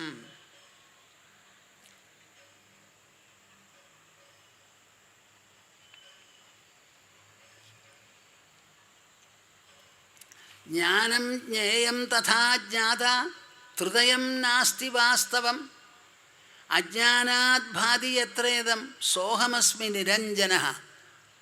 ഇപ്പം ഈ ഞാൻ എന്നതിനെക്കുറിച്ച് നമ്മൾ ഇത്രയധികം പറഞ്ഞ് മനസ്സിലാക്കി. ഇതിൻ്റെ ഫലം എന്താ? What is the psycho intellectual effect of this kind of a self assessment, self appraisement, self evaluation? നിങ്ങൾ ആലോചിച്ച് നോക്കുന്നുണ്ടോ? നമ്മുടെ മനസ്സിലുള്ള ഇടുക്കങ്ങൾ മുഴുവനും പോയി ഉല്ലാസതയും വിലാസവും നമുക്ക് അനുഭവപ്പെടും. ആ ഇടുക്കങ്ങൾ മുഴുവനും പോകണം. അങ്ങനെ ആ ഇടുക്കങ്ങൾ പോയിട്ടാണ് നമ്മൾ ചില മഹാവാക്യങ്ങൾ ഇവിടെ പറയുന്നത്. ആദ്യമേ മുതൽക്ക് വസിഷ്ഠൻ ശ്രീരാമനോട് പറയുകയാണ്, അയമേവാഹമിത്യസ്മിൻ സങ്കോചേ വിലയം ഗതേ സമസ്തഭുവനവ്യാപി വിസ്താര ഉപജായതേ അഹം ബന്ധുരയം നേതി ഗണനാലഘുചേതസാം ഉദാരചരിതാനാം തു വസുധൈവ കുടുംബകം. വസുധൈവ കുടുംബകം എന്ന് പലരും കേട്ടിട്ടുണ്ടാവും. നിങ്ങളെല്ലാവരും കേൾക്കണം. കേട്ടില്ലെങ്കിൽ ഇപ്പോൾ കേട്ടോളൂ. നിങ്ങളുടെ കുട്ടികളെ ഈ പാട്ട് പാടിയിട്ട് വേണം ഉണർത്തി താരാട്ട് പാടുമ്പോഴും കൂടി ഇത് നിങ്ങൾ പാടണം. വസുധൈവ കുടുംബകം. വസുധ എന്ന് പറഞ്ഞാൽ ഈ ഭൂമി, അത് മുഴുവനും നിൻ്റെ കുടുംബമാണെന്ന്. കുട്ടികൾ ജനിക്കുന്നത് വീട്ടുകുട്ടികളായിട്ടാണ്. വളരുമ്പോൾ ദേശപൗരന്മാരും ലോകപൗരന്മാരും വിശ്വപൗരന്മാരും ജഗത് പൗരന്മാരുമായി വളരണം. ഇത് ഏതെങ്കിലും അമ്മമാർ പറയാറുണ്ടോ? പറയണില്ല. തെറ്റാണ്, വലിയ തെറ്റാണ്. The hand that rocks the ക്രേഡിൽ rules the world എന്ന് ഇംഗ്ലീഷിലൊരു പ്രോവർബുണ്ട്. നിങ്ങൾ എന്ത് താരാട്ട് പാടി കുട്ടികളെ ആട്ടുന്നുണ്ടോ, തോളത്തിട്ട് ഉറക്കുന്നുണ്ടോ, ആ പാട്ടാണ് ആ കുട്ടിയെ രൂപപ്പെടുത്തി കൊണ്ടുവരാൻ പോകുന്നത്. വസുധൈവ കുടുംബകം ഉദാരചരിതാനാം തു. നമുക്ക് മനസ്സിൻ്റെ ഇടുക്കങ്ങൾ മുഴുവനും പോയി ആ ഉദാര മനസ്സ് എപ്പോഴാണ് വരിക? ഈ ആത്മാവിനെക്കുറിച്ച് കൂടുതൽ ചിന്തിച്ച് പ്രപഞ്ചത്തെ മുഴുവൻ അതിശയിക്കുന്നതാണ്. എല്ലാം അനുഭവിക്കുന്നത് ഞാനും എൻ്റെ ഉള്ളുമാണ്. സർവ്വ അനുഭവങ്ങൾക്കും ആധാരം ഞാനാണ് എന്ന് വിചാരിച്ച് ആ ഉൾമഹിമയെ കൂടുതൽ ഉണരുമ്പോഴാണ് നമുക്കെല്ലാം ഉണ്ടാവുക. ആ വസുധൈവ കുടുംബകം എന്നുള്ള ആ മഹാവാക്യം നിങ്ങളെല്ലാവരും നല്ല പോലെ മനസ്സിലാക്കണം. നമ്മളെ പഠിപ്പിക്കുന്നതും വളർത്തുന്നതും ശരിയാവുന്നില്ല. ഭാരതം സ്വതന്ത്രമായി 68 കൊല്ലം കഴിഞ്ഞു. ബ്രിട്ടീഷുകാർ നമ്മളെ ഇംഗ്ലീഷ് പഠിപ്പിച്ചു. നമ്മുടെ സംസ്കൃതവും അതിൻ്റെ കൾച്ചർ സംസ്കാരവും മുഴുവനും കുഴിച്ചു മൂടി. ഇംഗ്ലീഷ് ഭാഷ പഠിച്ചവനുമാണ് കേമൻ, മതിപ്പുള്ളവൻ എന്ന് ആക്കി തീർക്കണമെന്ന് മെക്കോളെ എഴുതിയിട്ടുണ്ടായിരുന്നു. ഭാരതത്തിൻ്റേത് മുഴുവനും അടിമയാണ്, ബ്രിട്ടീഷുകാരുടെ മുഴുവൻ പരിഷ്കാരമാണെന്നൊരു ബോധം ഈ ജനതയിൽ ഉണ്ടാക്കി തീർത്താലേ അവരെ അടിമരാജ്യമായി ഭരിക്കാൻ പറ്റുള്ളൂ എന്ന് പറഞ്ഞതനുസരിച്ച് അന്ന് മുതൽക്ക് ഇംഗ്ലീഷ് പഠിപ്പിക്കാൻ തുടങ്ങിയതാണ്. അതോടുകൂടി നമ്മുടെ മൂല്യത്തിന് തകർച്ച വന്നു. ആ മൂല്യത്തകർച്ച കൊണ്ട് എന്ത് സംഭവിക്കും എന്നുള്ളത് കാണിക്കുന്നതാണ് മഹാഭാരതം. സൂര്യവംശം, ചന്ദ്രവംശം എന്ന് 2 വംശമാണ് നമ്മൾ ഭരിച്ചത്. അതിൽ സൂര്യവംശത്തിൽപ്പെട്ടവനാണ് ശ്രീരാമൻ, ചന്ദ്രവംശത്തിൽപ്പെട്ടവരാണ് പാണ്ഡവന്മാരും കൗരവന്മാരും എല്ലാവരും. മൂല്യച്യുതി കൊണ്ട് അവരെ എങ്ങനെ നശിച്ചു എന്നുള്ളത് വളരെ വ്യക്തമായി മനസ്സിലാവുന്നു നമുക്ക് ആ കഥ കൊണ്ട്. നമ്മുടെ ധർമ്മശാസ്ത്രം എന്ന് പറയുന്നത് വളരെ വിശേഷപ്പെട്ടതാണ്. ആത്മനഃ പ്രതികൂലാനി പരേഷാം ന സമാചരേത് എന്നൊരൊറ്റ വാക്യം കൊണ്ട് സർവ്വധർമ്മങ്ങളെയും ഉൾപ്പെടുത്തി. നമ്മൾ കണ്ടൻസ് ചെയ്യുന്നതിൽ വളരെ സമർത്ഥന്മാരാണ്. തനിക്ക് പ്രതികൂലമാണെന്ന് തോന്നുന്നത് മറ്റാൾക്കും ചെയ്തു പോകരുത് എന്നൊരൊറ്റ ധർമ്മമൂല്യമാണ് നമുക്കുള്ളത്. ഇത് മതത്തിൽപ്പെട്ടതല്ല, ഈശ്വര വിശ്വാസത്തിൽപ്പെട്ടതല്ല. ഇത് മനുഷ്യ ജീവിതത്തിലും മനസ്സിലും ബുദ്ധിയിലും മാത്രം ഒതുങ്ങി നിൽക്കുന്നതാണ്. നമ്മുടെ മൂല്യങ്ങൾ പഠിപ്പിക്കുന്ന സമയത്ത് ഒരു മതവും ഇവിടെ ഇറങ്ങി വരണ്ട. ഒരു പക്ഷേ ഒന്നിലധികം 2-3 മതങ്ങളുണ്ട് ഇവിടെ. അതുകൊണ്ട് മതത്തിൻ്റെ പേര് പറഞ്ഞ് ഒരു മൂല്യവും നമ്മൾ പഠിപ്പിക്കേണ്ട. ഒരു സെക്കുലർ ഭരണഘടനയാണ് നമുക്ക്. സെക്കുലറായി തന്നെ നമുക്ക് നമ്മുടെ മൂല്യങ്ങൾ പഠിപ്പിക്കുക. എല്ലാ മൂല്യങ്ങൾക്കും നിദാനം മനുഷ്യ മനസ്സ്, വൈകാരികമായ മനസ്സും ആലോചനാശീലമുള്ള യുക്തിസഹമായ ബുദ്ധിയുമാണ്. ആ ബുദ്ധിയോട് പറയുകയാണ്, ആത്മനഃ പ്രതികൂലാനി പരേഷാം ന സമാചരേ. ഒരു വിധത്തിലും ഒരാൾക്കും തിന്മ ചെയ്യരുത്. അത് ഒറ്റയ്ക്ക് ചെയ്യരുത്, കൂട്ടായി ചെയ്യരുത്, പാർട്ടി അടിസ്ഥാനത്തിൽ ചെയ്യരുത്. നമുക്ക് പല വിധത്തിലുള്ള പാർട്ടികളും ഇവിടെ ഉണ്ടാവാം. ആദ്യം നമുക്കിവിടെ ഒരു കോൺഗ്രസ് പാർട്ടിയേ ഉണ്ടായിരുന്നുള്ളൂ. അതിൽപ്പെട്ടവരാണ് പിന്നെ പ്രതിപക്ഷം ഉണ്ടാക്കിയത്. അങ്ങനെ പ്രതിപക്ഷ പാർട്ടികളും ഭരിക്കുന്ന പാർട്ടികളുമുണ്ട്. എല്ലാം ആശയം, പ്രത്യയശാസ്ത്രം ഒക്കെ വ്യത്യാസപ്പെട്ടതാണ്. അത് ആവശ്യമാണ്, അലങ്കാരമാണ്, അതിലൊരു തെറ്റുമില്ല. അങ്ങനെ ഓരോ പാർട്ടിയും അവരുടെ ആശയപ്രത്യയശാസ്ത്രങ്ങളെയെല്ലാം പ്രകടമാക്കി മനസ്സിലാക്കി പ്രകടനപത്രങ്ങളൊക്കെ ഇറക്കി അവർ ഇലക്ഷൻ ചെയ്ത് ഭരിച്ചോട്ടെ, വിരോധമില്ല. പക്ഷേ എല്ലാവരും ഭരിക്കുന്നത് നമ്മുടെ ഭാരതം എന്ന് പറയുന്ന രാഷ്ട്രത്തെയാണെന്ന് നമ്മൾ മനസ്സിലാക്കണം. ആ രാഷ്ട്രീയതയിലോ രാഷ്ട്രപൗരത്വത്തിലോ ഒരു മാറ്റവും ഇല്ല. തിരഞ്ഞെടുക്കുമ്പോഴാണ് വ്യത്യാസം. തിരഞ്ഞെടുത്ത് സർക്കാർ പ്രതിജ്ഞ ചെയ്തു എന്ന് പറഞ്ഞാൽ ഭാരതത്തിൻ്റെ സ്വത്ത് മുഴുവനും അവരുടെ കീഴിലാണ്, പൗരന്മാർ മുഴുവൻ അവരുടെ കീഴിലാണ്. അണ്ണാറക്കണ്ണൻ്റെയും കുതിരയുടെയും പട്ടിയുടെയും പോത്തിൻ്റെയും ഭരണം അവരുടെ കയ്യിലാണ്. അപ്പോൾ ഒരിക്കലും ഒരു കോൺഗ്രസ് ജയിച്ചു അല്ലെങ്കിൽ വേറൊരു പാർട്ടി ജയിച്ചു എന്നുണ്ടെങ്കിൽ അവർക്ക് മാത്രമുള്ള സർക്കാരല്ല. മെജോറിറ്റി അനുസരിച്ച് അവർ ഭരണത്തിൽ കയറി എല്ലാവരെയും ഒരുപോലെ ഭരിക്കണം. അതുകൊണ്ട് ഈ രാഷ്ട്രീയ പ്രത്യയശാസ്ത്രങ്ങളിലുള്ള വൈവിധ്യം ഭരണം നടത്തുന്ന സമയത്ത് ഭരണക്കസേരയിൽ ഇരിക്കുമ്പോൾ ഒരിക്കലും നമ്മുടെ ഇടയിൽ വന്നുകൂടാ. അത് തെറ്റാണ്. അടിസ്ഥാന ലക്ഷ്യം ഇത് എല്ലാവർക്കും പറഞ്ഞ് മനസ്സിലാക്കാതെ നിവൃത്തിയില്ല. നമ്മുടെ ദേശസ്വത്തുകൾ, ദേശീയ സ്വത്തുകൾ എത്ര കഷ്ടപ്പെട്ടിട്ടാണ് അവിടെ ഉണ്ടാക്കുന്നത്. അതിനെ നശിപ്പിക്കുക എന്നൊരു ചോദ്യം നമുക്ക് ഉണ്ടാവരുത്. നമ്മുടെ ഓരോ ബന്ധും നമ്മുടെ രാജ്യത്തിൻ്റെ പുരോഗതിയെ എത്രയാ പിന്നാക്കം കൊണ്ടുപോണത്. ഈ ബന്ധില്ലാതെ നമുക്ക് രാജ്യം ഭരിക്കാൻ പറ്റില്ലേ? മനുഷ്യർക്ക് അഭിപ്രായ സ്വാതന്ത്ര്യം, സപ്പോർട്ട് ആവശ്യപ്പെടുക. ജപ്പാനിൽ അവർ സ്ട്രൈക്ക് ചെയ്യണമെന്നുണ്ടെങ്കിൽ കൂടുതൽ പ്രൊഡക്ഷനാണ് അവരുണ്ടാക്കുന്നത്. ചിലപ്പോൾ അവർ ഷൂ ഉണ്ടാക്കുന്ന ഫാക്ടറി ആണെങ്കിൽ ഒരു കാലിലേക്കുള്ള ഷൂ മാത്രമായിട്ട് ഉണ്ടാക്കും, മറ്റത് ഉണ്ടാക്കില്ല. സ്ട്രൈക്ക് കഴിഞ്ഞിട്ടേ ഉണ്ടാക്കുള്ളൂ. അപ്പോഴും പ്രൊഡക്ഷൻ ഉൽപ്പന്നങ്ങൾ നിർത്തുന്ന സ്വഭാവം നമുക്കില്ല. അത് നമ്മൾ നല്ല പോലെ മനസ്സിലാക്കണം. എല്ലാവരും ഒരുപോലെ ഗ്രഹിക്കണം. ഈ അടിസ്ഥാന തത്വങ്ങൾ പൗരന്മാരെല്ലാവരും ഗ്രഹിക്കേണ്ടതാണ്. നമുക്ക് പല വിധത്തിലുള്ള വ്യത്യാസങ്ങൾ പാർട്ടി അടിസ്ഥാനത്തിലും വ്യക്തി അടിസ്ഥാനത്തിലും ഉണ്ടാവാം. പൊതു റോഡുകൾ, പൊതു സൗകര്യങ്ങൾ ഉപയോഗിക്കുന്നതിൽ എന്ത് പാർട്ടി വ്യത്യാസം? അപ്പം നമ്മളെ എല്ലാം കൊണ്ടും യോജിപ്പിച്ച് നിർത്തുന്ന ഘടകങ്ങൾ ചിലതുണ്ട്. വീട്ടിലാണ് താമസം, കാലെടുത്ത് വയ്ക്കുന്നത് ഫുട്പാത്തിലാണ്. ഫുട്പാത്തും റോഡും നമ്മുടെയല്ല. അപ്പോൾ സമാജത്തോട് ബന്ധപ്പെടാതെ നമുക്ക് ഒരാൾക്കും ജീവിക്കാൻ പറ്റില്ല എന്നുള്ളത് നല്ലപോലെ മനസ്സിലാക്കണം. എല്ലാവരും സജീവമായി പ്രവർത്തിച്ച് ദേശീയ മുതൽ ധാരാളം ഉണ്ടാക്കാനും ലാഭകരമായി പ്രസ്ഥാനങ്ങൾ നടത്താനും സമ്പത്ത് കൂട്ടിക്കൂട്ടി ഉണ്ടാക്കി അതിൽ നിന്ന് നിർലോഭം നികുതി കൊടുത്ത് ആ നികുതി പണം വേണ്ടതുപോലെ വിനിമയം ചെയ്ത് എല്ലാ പൗരന്മാരെയും സുഭിക്ഷം ആക്കി തീർക്കാൻ പരിശ്രമിക്കേണ്ടത് ഒരു ചുമതലയാണ് നമുക്ക്. ഇതൊക്കെ നമ്മൾ കുട്ടികളെ പഠിപ്പിക്കണം. ഇതിനെല്ലാമുള്ള താക്കോൽ എന്താ? സ്വാർത്ഥത പോയി നിസ്വാർത്ഥത വരിക, മനസ്സിൻ്റെ ഇടുക്കം മാറുക. നമ്മുടെ മനസ്സിൽ തോന്നുന്നതാണ് ഞാൻ ലോകത്തിന് മുഴുവൻ സപ്പോർട്ട് ചെയ്യണമെന്ന്. അപ്പോൾ പിന്നെ എനിക്ക് പിശുക്കുണ്ടോ?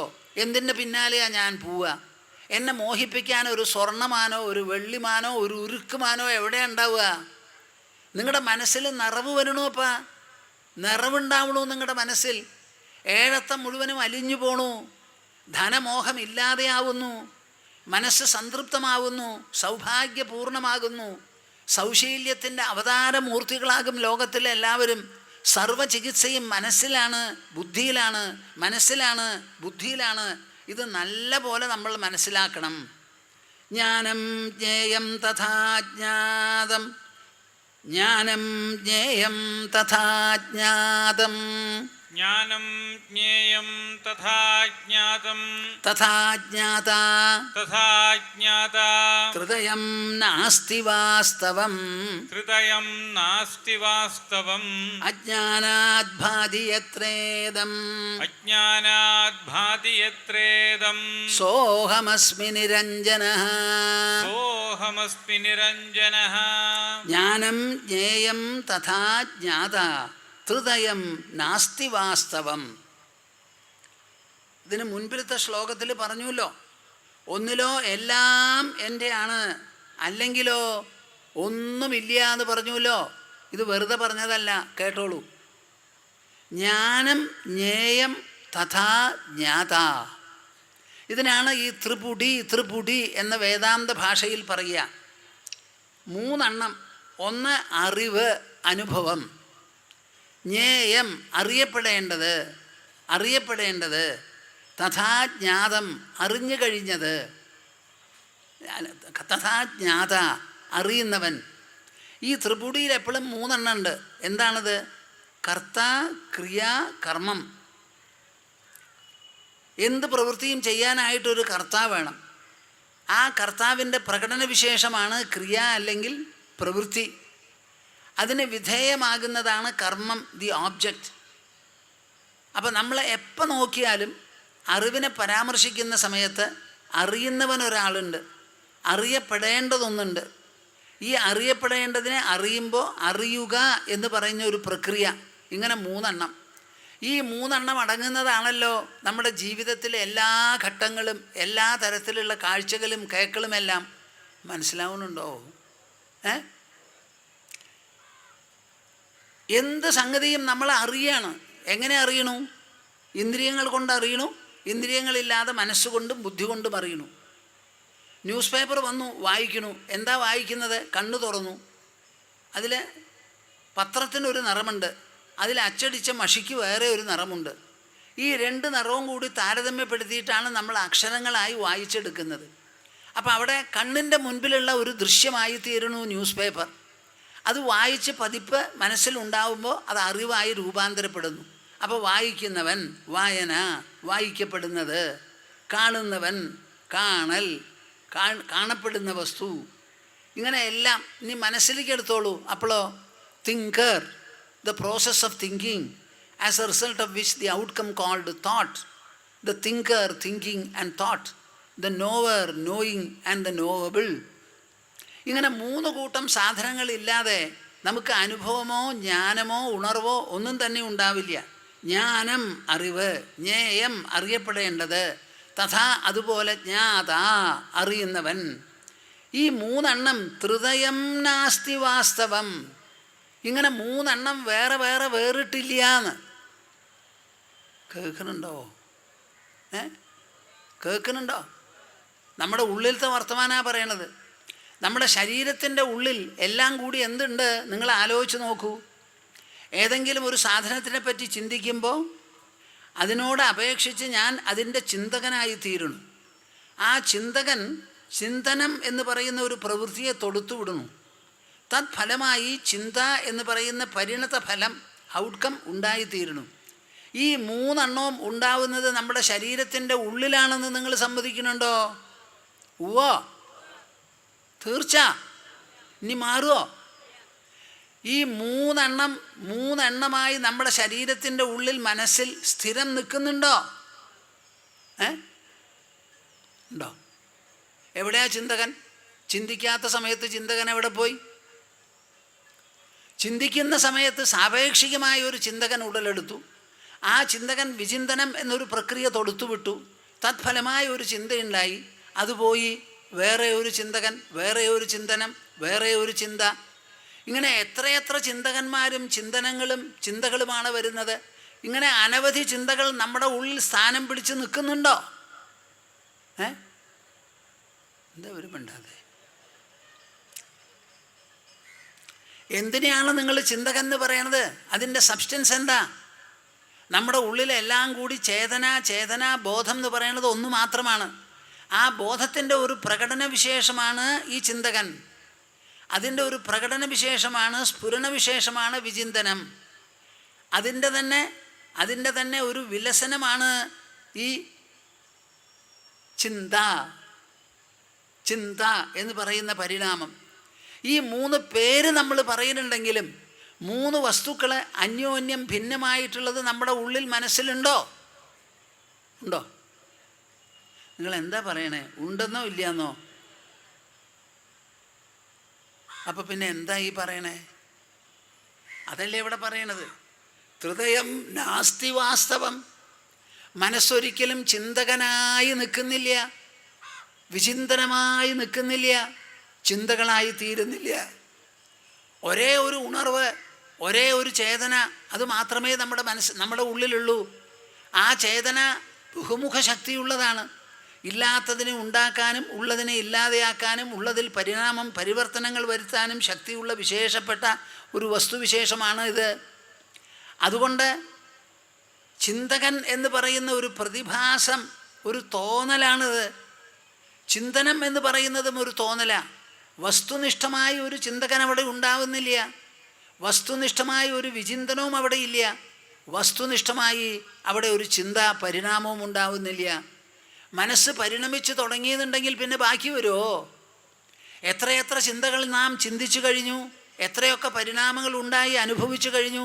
എന്നാലും നമ്മുടെ മനസ്സായി ബാക്കി നിൽക്കുന്നുണ്ടല്ലോ, ഇനിയും ചിന്തിക്കാൻ തയ്യാറായി. അപ്പോൾ ഈ കഴിഞ്ഞ ചിന്തകൾ കൊണ്ടൊക്കെ മനസ്സിന് എന്തെങ്കിലും മാറ്റം വന്നു എന്നാണോ നിങ്ങൾ പറയുന്നത്? ഒരു വസ്തു എന്നുള്ള നിലയ്ക്ക് as A substance, as the consciousness within the body of man which animates and activates the body, animates the senses and perceives a number of objects in this world, that animating consciousness, has it ever suffered a substantial change in itself? എന്താ മറുപടിയാവും? നമ്മുടെ ഉള്ളിലുള്ള ആ സത്വമുണ്ടല്ലോപ്പാ, അത് ഒരിക്കലും മാറുന്നില്ല. കുറേ നേരം നിങ്ങൾ കരയണു, അത് കഴിഞ്ഞ് മുഖം കഴിഞ്ഞ് ചിരിക്കാൻ തുടങ്ങുന്നു. കുറേ നേരം ചിരിക്കണു, അത് കഴിഞ്ഞാൽ കരയാൻ തുടങ്ങുന്നു. കുറേ ഊണ് കഴിച്ചു, വയറ് വീർത്തു, നിർത്തി, പിന്നെ വിശന്നു, ആദ്യം ഊണ് കഴിച്ചു. വയറ് അതിൻ്റെ പാട്ടിലിരിക്കുക. ഊണ് കഴിച്ചത് കൊണ്ട് വയറ്റിന് ഒരു മാറ്റവും വന്നിട്ടില്ല, വയറ് തന്നെയാണ്. സംസാരിച്ചത് കൊണ്ടോ ഭക്ഷണം കഴിച്ചത് കൊണ്ടോ നാവിന് മാറ്റം വന്നിട്ടില്ല. ചിന്തിച്ചത് കൊണ്ടോ ഉണർന്നത് കൊണ്ടോ അറിഞ്ഞത് കൊണ്ടോ ആലോചിച്ചത് കൊണ്ടോ ദുഃഖസുഖങ്ങളിലൂടെ പ്രയാണം ചെയ്തത് കൊണ്ടോ ആ ഉള്ളിലുള്ള മനസ്സിനോ ബോധനത്തിനോ ഒരു മാറ്റവും വന്നിട്ടില്ല. അപ്പം പിന്നെ അതിനെ എന്താ പറയുക? ഹൃദയം നാസ്തി വാസ്തവം. ആലോചിച്ച് നോക്കിയാൽ ഇങ്ങനെ 3 എണ്ണം വേറെ ഇല്ല. അജ്ഞാനാത് ഭാതി യത്രേദം. ഇതിനെക്കുറിച്ച് കൂലങ്കഷമായി ചികഞ്ഞ് ആലോചിക്കാത്തത് കൊണ്ട് മാത്രമാണ് ഇങ്ങനെ 3 എണ്ണമുണ്ട് എന്നൊരു തോന്നലും ആ ഒരു ധാരണയും പ്രചുരമായി പ്രചാരത്തിലുള്ളത്. ആലോചിക്കാത്തത് കൊണ്ടാണ്. ഒറ്റ ആൾ കണ്ണടച്ചിരുന്ന് എൻ്റെ മനസ്സെന്ത്, എൻ്റെ ബുദ്ധി എന്ത്, എൻ്റെ ഉണർവ് എന്ത് എന്ന് ആലോചിക്കുന്നില്ല. ആലോചനാഹീനത കൊണ്ട് അജ്ഞാനാത് ഭാതി യത്രേദം. അതുകൊണ്ടാണ് ഈ 3ഉം പ്രകാശിക്കുന്നത്. സോഹമസ്മി നിരഞ്ജനഃ. എല്ലാം കൂടി ഞാൻ നിരഞ്ജനനായ ഒരുവൻ മാത്രമേ ഉള്ളൂ. എൻ്റെ മനസ്സ് എങ്ങനെ വേണമെങ്കിൽ ചിന്തിച്ചോട്ടെ, ഞാൻ നിർബാധിതനാണ്. എൻ്റെ ബുദ്ധി എങ്ങനെ വേണമെങ്കിൽ ആലോചിച്ചോട്ടെ, ഞാൻ നിർബാധിതനാണ്. എല്ലാറ്റിനെയും ഞാൻ അനുവദിക്കുന്നു, തൊടുത്തുവിടുന്നു, സന്ധാരണം ചെയ്യുന്നു, സംലയിപ്പിക്കുന്നു. തുടക്കത്തിലും മധ്യത്തിലും അവസാനത്തിലും ഞാൻ മാത്രമേ ഉള്ളൂ, വസ്തുനിഷ്ഠമായി. യോഗവാസിഷ്ഠ രാമായണത്തിൽ 6 പ്രകരണങ്ങളാണ്. അതിൽ ഉപശമ പ്രകരണം എന്നൊരു പ്രകരണമുണ്ട്. അതിനെ സംഗ്രഹിച്ചെഴുതിയ പുസ്തകമാണ് ക്വയറ്റിറ്റ്യൂഡ് ഓഫ് ദ മൈൻഡ് എന്ന് പറയുന്ന പുസ്തകം. ഞാൻ ആശ്രമത്തിൽ ചോദിച്ചപ്പോൾ അതിൻ്റെ കോപ്പികളൊക്കെ കഴിഞ്ഞു, അത് പ്രിൻ്റ് ചെയ്യാൻ പുറപ്പെട്ടിരിക്കുകയാണെന്നാണ് പറഞ്ഞത്.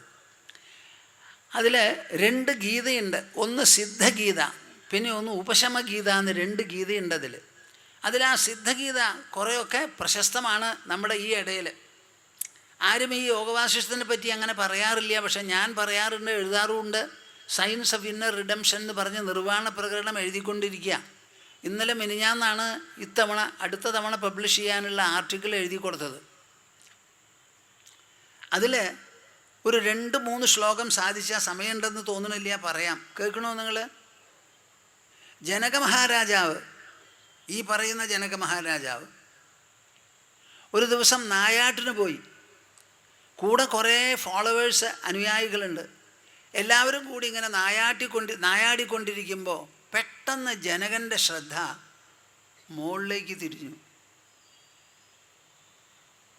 തിരിഞ്ഞ് അദ്ദേഹം തന്നെ നടന്ന് ബാക്കിയുള്ളവരൊക്കെ പിന്നിലായി ഇദ്ദേഹം തന്നെ ഒരു മരക്കൂട്ടത്തിലേക്ക് പോയി.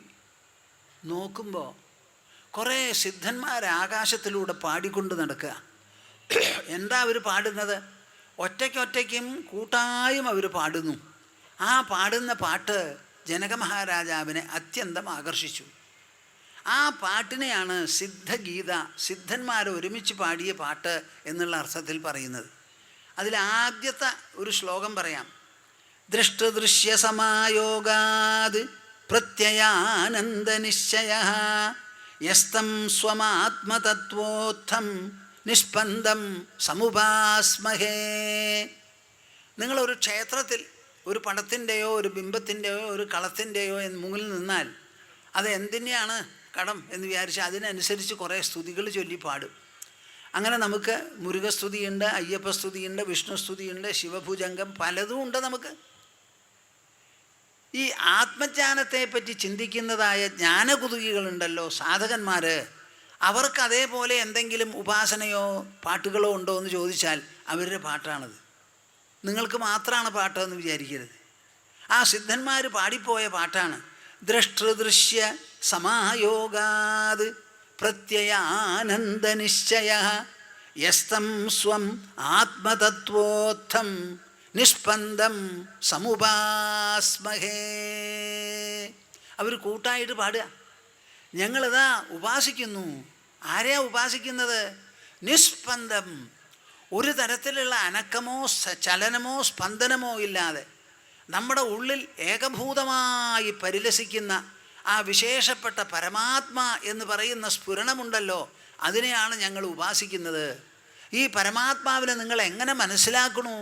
ഉണ്ടെന്ന് നിങ്ങൾക്ക് എങ്ങനെ മനസ്സിലായി? ദൃഷ്ടൃ ദൃശ്യ സമായോഗാത് പ്രത്യയ ആനന്ദനിശ്ചയഃ. കേൾക്കുന്നുണ്ടോ? ദൃഷ്ടൃ ദൃശ്യ സമായോഗാത്. ഒന്ന് പറയൂ. ദൃഷ്ടൃ ദൃശ്യ ദൃഷ്ടൃ ദൃഷ്ടൃ ദൃശ്യ ദൃശ്യ സമായോഗാത്. സമായോഗാത്. എല്ലാ സമയത്തും നമ്മുടെ ഉള്ളിൽ ദ്രഷ്ട, അനുഭവിക്കുന്നവൻ, കാണുന്നവൻ, കേൾക്കുന്നവൻ, ആ ദ്രഷ്ട അല്ലെങ്കിൽ ദൃക് എന്നുള്ള സ്ഥാനത്തിലാണ് നമ്മുടെ നിൽപ്പ്. ആ ദ്രഷ്ടാവിന് കാണാനുള്ളതാണ് ദൃശ്യം. എത്രത്തോളം കാലം ദൃശ്യം പുറത്ത് അകന്നു നിൽക്കുന്നുവോ നമുക്ക് അനുഭവം ഉണ്ടാവില്ല. ആ ദൃശ്യത്തെ നമ്മൾ നോക്കി കണ്ട്, എൻ്റെ കൂടെ ഉണ്ടോ എല്ലാവരും? ആ ദൃശ്യത്തെ നോക്കി കണ്ട്, ദാ എൻ്റെ മുൻപിൽ ഒരു ഗോപുരമുണ്ട്. ആ ഗോപുരം അവിടെ ഉള്ളപ്പോൾ എനിക്ക് അനുഭവമാവില്ല. ആ ഗോപുരം കാണണം എന്ന് പറഞ്ഞ് ഞാൻ കണ്ണുകളെ അങ്ങോട്ട് കേന്ദ്രീകരിക്കണം. എന്നിട്ട് ഈ ഗോപുരം എനിക്ക് കാണണം എന്ന് പറഞ്ഞ് കാണുന്ന ഞാനായി ദ്രഷ്ടാവായി നിൽക്കണം. ആ ദ്രഷ്ടാവായി ഗോപുരത്തെ എൻ്റെ ദൃശ്യം കാണപ്പെടുന്നതാക്കി തീർക്കണം. അത് രണ്ടുമായാലും പോരാ. ആ ദൃശ്യത്തിൻ്റെ ഒരു പതിപ്പ് എൻ്റെ ഉള്ളിൽ ഞാൻ പതിപ്പിക്കണം. ഗോപുരം പതിപ്പിക്കില്ല, ഞാൻ പതിപ്പിക്കണം. അങ്ങനെ ദ്രഷ്ടാവ് ദൃശ്യത്തിൻ്റെ ഒരു പകർപ്പ് തൻ്റെ ഉള്ളിൽ പതിപ്പിച്ച് ആ പതിപ്പുമായിട്ടാണ് സംയോഗം, കൂടിക്കാഴ്ച, ചേരൽ നടക്കുന്നത്. എന്ത് ദൃശ്യങ്ങളെയും കാണുമ്പോൾ ആ ദർശനം നമ്മുടെ കണ്ണിനെ വിട്ടോ ദേഹത്തിനെ വിട്ടോ പുറത്താണോ നടക്കുന്നത്, അതോ ദൃഷ്ടൃകോശത്തിലോ നടക്കുന്നത്?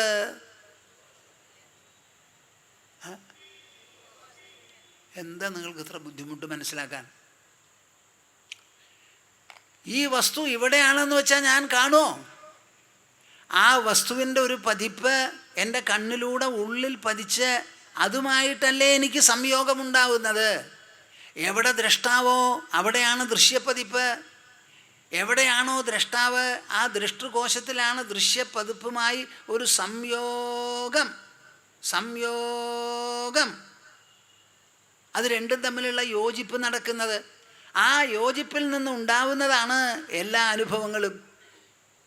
ഇതാ ഇവിടെ ചെയറുണ്ട്, സന്യാസിമാരുണ്ട്, അടുത്ത വരിയിൽ ഗൃഹസ്ഥന്മാരുണ്ട്, ഇപ്പുറത്ത് സ്ത്രീകളുണ്ട്. ഇങ്ങനെ ഓരോന്നിനെയും നോക്കിക്കണ്ട് പതിപ്പെടുത്ത് ഓരോരുത്തരുടെ മുഖഛായയിൽ നിന്ന് ഓരോരോ അനുഭവങ്ങൾ ഉണ്ടാവുന്നത്. ഇത് മുഴുവനും എവിടെയാ നടക്കുന്നത്? ദൃഷ്ടൃ ദൃശ്യ സമായോഗ പ്രത്യയ ആനന്ദ നിശ്ചയ. അപ്പം നമുക്ക് ആനയെ കണ്ടാലും പൂച്ചയെ കണ്ടാലും എരുമയെ കണ്ടാലും തിമിംഗലം കണ്ടാലും എന്തിനെ കണ്ടാലും അതൊക്കെ ദൃശ്യങ്ങളാണ്. ആ ദൃശ്യാനുഭവങ്ങൾ മുഴുവൻ ഉണ്ടാവുന്നത് നമ്മുടെ ദൃക്കോശത്തിലാണ് എന്ന് നിങ്ങൾ മനസ്സിലാക്കൂ. അതെങ്ങനെ ഉണ്ടാവണു? ദ്രഷ്ടാവും ദൃശ്യപ്പതിപ്പും തമ്മിലുള്ള ഒരു കൂടിച്ചേരലുണ്ടാക്കി ആ കൂടിച്ചേരലൂടെ പ്രത്യയാനന്ദ നിശ്ചയ, അവിടെയാണ് സർവപ്രത്യയങ്ങളും പ്രതീതികളും ഉദിക്കുന്നത്. അങ്ങനെ ഒരേ ഒരു ദ്രഷ്ട അനവധി പ്രതീതികളെയും പ്രത്യയങ്ങളെയും ഉദിപ്പിക്കുന്ന വിശേഷപ്പെട്ട ഒരു സംഭവമാണ് ജാഗ്രത അവസ്ഥയിൽ മുഴുവൻ നമുക്ക് നടക്കുന്നത്. അങ്ങനെ ഒന്നായ സാധനം ദൃഷ്ടസ്ഥാനത്തിലിരുന്ന് ദൃശ്യങ്ങളുണ്ടെന്ന് മനസ്സിലാക്കി അതിൻ്റെ പതിപ്പുകൾ മുഴുവൻ തന്നിൽ ആനയിച്ച് ആ പതിപ്പുകളുമായി ഒരു ചേർച്ചയുണ്ടാക്കി വ്യത്യസ്ത അനുഭവങ്ങൾ രചിച്ച് അങ്ങനെ പരിലസിക്കുന്നുണ്ടല്ലോ. സ്വയം അത് അനങ്ങുന്നില്ല, ശരീരം വിട്ടു പോകുന്നില്ല, ശരീരത്തിൽ നിറഞ്ഞിരിക്കുന്നത് കൊണ്ട് അതിനെ അനങ്ങാനോ സ്പന്ദിക്കാനോ പറ്റില്ല. നിസ്പന്ദമായി പരിലസിക്കുന്ന ആ പരമാത്മാവിനെയാണ് ഞങ്ങൾ ഉപാസിക്കുന്നത് എന്ന് പാടിക്കൊണ്ടാണ് അവർ പോണത്. അതുകൊണ്ട് എന്തു വേണം? ദൃഷ്ടദർശന ദൃശ്യാനി ത്യക്ത്വാ വാസനയാ സഹ ദർശന പ്രഥമാഭാസം ആത്മാനം സമുപാസ്മഹേ. ദർശന ദൃശ്യാനി, ഇത് മനസ്സിലാക്കി കഴിഞ്ഞാൽ ദ്രഷ്ടാ വേറെ ദൃശ്യം വേറെ ദർശനം വേറെ ഉണ്ടോ? എന്താ മിണ്ടാതെ? ഉണ്ടോ? ദ്രഷ്ടാ തന്നെയാണ് ദൃശ്യമായി തീരുന്നത്. ആ ദൃശ്യവുമായിട്ടുള്ള സമായോഗം രചിക്കുന്നതും അതും ദ്രഷ്ടാവ് തന്നെയാണ്. അപ്പം ദ്രഷ്ടാ വേറെ ദൃശ്യം വേറെ സമായോഗം വേറെ എന്നിങ്ങനെ മൂന്നില്ല. എല്ലാം ഈ ദ്രഷ്ടാവിൽ നടക്കുന്ന പരിലസനമാണെന്ന് മനസ്സിലാക്കി ദ്രഷ്ടാവിനെയും ദർശനത്തെയും ദൃശ്യത്തെയും മൂന്നിനെയും ഞാൻ വിടണു. എനിക്ക് ആഗ്രഹങ്ങൾ തോന്നുന്നുണ്ടെങ്കിൽ ഈ ദൃശ്യാഗ്രഹങ്ങളാണ്, ദർശനാഗ്രഹങ്ങളാണ്. ഈ ദർശനവും ദൃശ്യവും എല്ലാം ദ്രഷ്ടാവിൽ തന്നെയാണ്, ഒന്നാണെന്ന് മനസ്സിലാവുമ്പോൾ പിന്നെ ഈ കാര്യത്തിന് വേണ്ടി എന്തിനെ ആഗ്രഹിക്കണു? ആഗ്രഹിക്കാൻ ഇവിടെ എന്തുണ്ട്? വസ്തു ഒന്നാണ്. അപ്പോൾ ദൃഷ്ടദർശന ദൃശ്യാനി ത്യക്ത്വാ വാസനയാ സഹ, ഈ ത്രിപുടി എന്ന് പറയുന്ന വ്യത്യാസത്തെ മുഴുവനും വിട്ട് അതോട് തോന്നുന്ന ആഗ്രഹങ്ങളെയും വിട്ട് ഞാൻ എന്തു ചെയ്യണു? ദർശന പ്രഥമാഭാസം. വരുനപ്പ എൻ്റെ കൂടെ വരേൻ. ദർശന പ്രഥമാഭാസം. ഈ ദ്രഷ്ടാവ് ദർശനത്തിന് വേണ്ടി കൊതിച്ച് ദൃശ്യത്തിൻ്റെ പതിപ്പുണ്ടാക്കുന്നുണ്ടല്ലോ. അങ്ങനെ ദൃഷ്ടസ്ഥാനം, ദർശനം എന്ന് പറയുന്ന പ്രക്രിയ, ദൃശ്യം എന്ന് പറയുന്ന വിഷയം, ഇത് മൂന്നിനെയും വിട്ട് ആ ദർശനവും ദ്രഷ്ടാവും ആവുന്നതിന് മുൻപ് കാണാതെ ഇരിക്കുമ്പോൾ കാണുന്നവനില്ല, ഏതോ ഒന്ന് കാണാൻ കൊതിച്ച് കാണുന്നവനാകുകയാണ്. മനസ്സിലാവുന്നുണ്ടോ? ഒന്നും കാണാതെ ഇരിക്കുമ്പോൾ കാണുന്നവരുണ്ടോ? അപ്പം കാണുന്നവൻ എന്ന് പറയണത് എപ്പോഴാണ് വരുന്നത്? കാണണം എന്ന് തോന്നുമ്പോഴാണ്. അപ്പം കാണണം എന്നുള്ള തോന്നല് കാണുന്നവൻ. അപ്പം കാണുന്നവൻ ആരായി കാണുന്നവനാകുന്നത്? കാണുന്നവൻ്റെ മുൻപിൽ കാണുന്നവൻ എന്നൊരു നില വരുന്നതിന് മുൻപ് എന്തുണ്ടായിരുന്നോ അതാണ് കാണുന്നവനാകുന്നത്. അപ്പം കാണുന്നവൻ, കാഴ്ച, കാണപ്പെടുന്നത് എന്നുള്ള വ്യത്യാസങ്ങൾ ഉടലെടുക്കുന്നതിന് മുൻപ് എന്തായിരുന്നുവോ ആ പ്രീ തിങ്കർ എൻറ്റിറ്റി, ചിന്തകന് മുൻപുണ്ടായിരുന്ന ആ വിശേഷപ്പെട്ട സ്ഥിതി, ആ സാന്നിധ്യം എന്തോ ദർശന പ്രഥമാഭാസം ആത്മാനം, അതാണ് ആത്മാവ്. സമുപാസ്മഹേ, അതിനെയാണ് ഞങ്ങൾ ഉപാസിക്കുന്നത്. ഞാൻ പറയണതൊക്കെ ഗ്രീക്കായോ വല്ലതും മനസ്സിലാവുന്നുണ്ടോ? നിങ്ങൾ എപ്പോഴും കാണുന്നില്ലല്ലോ, എപ്പോഴും ചിന്തിക്കണില്ലല്ലോ. അപ്പം ചിന്തിക്കാത്തപ്പോൾ നിങ്ങൾ ചിന്തകനാണോ? കാണാത്തപ്പോൾ കാഴ്ചക്കാരനല്ലല്ലോ, കാണുന്നവനല്ലല്ലോ. അപ്പം കാണുന്നവൻ, കാണൽ, കാഴ്ച ഇതൊക്കെ പിന്നീടാണ് വരുന്നത്. അതിന് മുൻപുള്ള ആ സത്യത്തെ, മുൻപുള്ള ആ സാന്നിധ്യത്തെ, ആ ബോധസ്വരൂപത്തെ, അതിനെ ഞങ്ങൾ ആരാധിക്കുന്നു, ഉപാസിക്കുന്നു, ഉപാസിക്കുന്നു, ഉപാസിക്കുന്നു. ദ്രഷ്ടദർശന ദൃശ്യാനി ത്യക്ത്വാ വാസനയാ സഹ ദർശന പ്രഥമാഭാസം ആത്മാനം സമുപാസ്മഹേ. അവസാനമായി നിങ്ങളോട് ഞാൻ പറഞ്ഞതെന്താ? നിങ്ങൾക്ക് അന്വേഷിക്കാനുള്ളത് നിങ്ങളുടെ ഉള്ളിലുള്ള ത്രിപുടിയാണ്. ആ ത്രിപുടിയാണ് കാണുന്നവൻ, കാണപ്പെടേണ്ടത്, കാണൽ എന്നിങ്ങനെ മൂന്നായി നാം തരംതിരിച്ച് പറയുന്നത്. ഈ തരംതിരിപ്പ് വാസ്തവത്തിൽ വ്യത്യസ്ത ഘടകങ്ങളായി നിലനിൽക്കുന്നില്ല. There is nothing like a threefold distinction within our mind in the form of the perceiver, the perceiving and the perceived. അതൊരു ഇല്യൂസറി ഡെവലപ്മെൻ്റാണ്. എൻ്റെ വിരലിങ്ങനെ നോക്കൂ, ഒരൊറ്റ വിരൽ ഇങ്ങനെ തിരിക്കുമ്പോൾ ഒരു സർക്കിൾ നിങ്ങൾ കാണുന്നു. അതെങ്ങനെയാണ് കാണുന്നത്? അതുപോലെയാണ് ഈ മൂന്നെണ്ണം ആയിത്തീരുന്നത്. അതില്ല. നിങ്ങളുടെ ഉള്ളിൽ തന്നെ ഇരുന്ന് പരിശോധിച്ച് എനിക്ക് ധ്യാനിക്കാൻ പറ്റണില്ല, പറ്റണ്ട നിങ്ങൾക്ക് ധ്യാനിക്കാൻ, എനിക്കൊരു വിരോധവും ഇല്ല. നിങ്ങൾ ഉള്ളിലിരുന്ന് ഈ ത്രിപുടിയെക്കുറിച്ച് ആലോചിച്ച് ത്രിപുടിക്ക് മുന്നിലുള്ള ആ ദശയെക്കുറിച്ച് ചിന്തിച്ച് ഗ്രഹിക്കാൻ തുടങ്ങൂ. അപ്പം നിങ്ങൾക്ക് ധ്യാനം വിഷമമുണ്ടാവില്ല. നമ്മുടെ ഉള്ളിലാണ് ഈ കാണുന്ന ബ്രഹ്മാണ്ടം മുഴുവനും രൂപപ്പെടുന്നതും പ്രതിഫലിക്കുന്നതും പ്രതിഭാസിക്കുന്നതും പരിലസിക്കുന്നതുമെല്ലാം. അതിൻ്റെ എല്ലാറ്റിൻ്റെയും സ്രോതസ്സാണ് നമ്മുടെ ഉള്ള് എന്ന് മനസ്സിലാക്കി നിങ്ങളെ സംബന്ധിച്ച ഒരു അല്പഗണനയുണ്ടല്ലോ, അത് വിട്ട് ഒരു ബൃഹത് ഗണന രൂപം കൊള്ളട്ടെ. എല്ലാവർക്കും മനസ്സ് വികസിക്കട്ടെ. ലോപം എന്ന് പറയുന്ന നില പോട്ടെ. പിശുക്ക് വിട പറയട്ടെ. ഉദാരമതികളായി ജീവിക്കൂ. ഒരൊറ്റ ആൾ വെറുക്കരുത്. ദേശപൗരന്മാരാകൂ, കുട്ടികളെ അങ്ങനെ ആക്കൂ.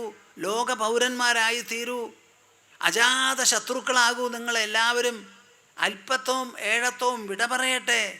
പ്രഭുത്വം മഹാപ്രഭുത്വം നിങ്ങളുടെ മനസ്സിൽ എപ്പോഴും പരിലസിക്കട്ടെ. എപ്പോഴും. ഇത് മുഴുവനും മനസ്സും ബുദ്ധിയും കൂടി പിണയ്ക്കുന്നതായ ഒരു നേട്ടമാണ്, ആനയിക്കുന്നതായ ഒരു വികാസമാണിത്, വിശാലതയാണ്, വൈഭവമാണ്. ആ വൈഭവത്തിൽ നമുക്ക് ഒരൊറ്റ കുറവും വരരുത്. നിങ്ങളെ എല്ലാവരെയും ഞാൻ ആലിംഗനം ചെയ്ത് അനുഗ്രഹിക്കുന്നു. എനിക്ക് അഷ്ടാവക്ര സംഹിത ടെക്സ്റ്റ് തുടർന്നെടുക്കാൻ ഈ കൊല്ലവും ഉണ്ടായിരുന്നു എനിക്കൊരു കലവറ, ഇപ്പോഴുമുണ്ട് എൻ്റെ കലവറ. എന്നാൽ ഇത്രയൊക്കെ ജനങ്ങൾ വന്ന് കേൾക്കുന്നുണ്ടല്ലോ എന്നുള്ള പേരിൽ ആ കലവറ കുറയണമെന്ന് വേണമെങ്കിൽ പറയാം. ഇപ്പോഴും എനിക്ക് തോന്നുകയാണ് ഓരോ ശ്ലോകവും വായിച്ച് ഞാൻ പറയുമ്പോൾ ഇവർക്ക് പട്ടിക്ക് മുഴുവൻ തേങ്ങ കിട്ടിയ മാതിരി ആവണുണ്ടോ എന്നൊരു പേടി എൻ്റെ മനസ്സിൽ എപ്പോഴും ഉണ്ട്.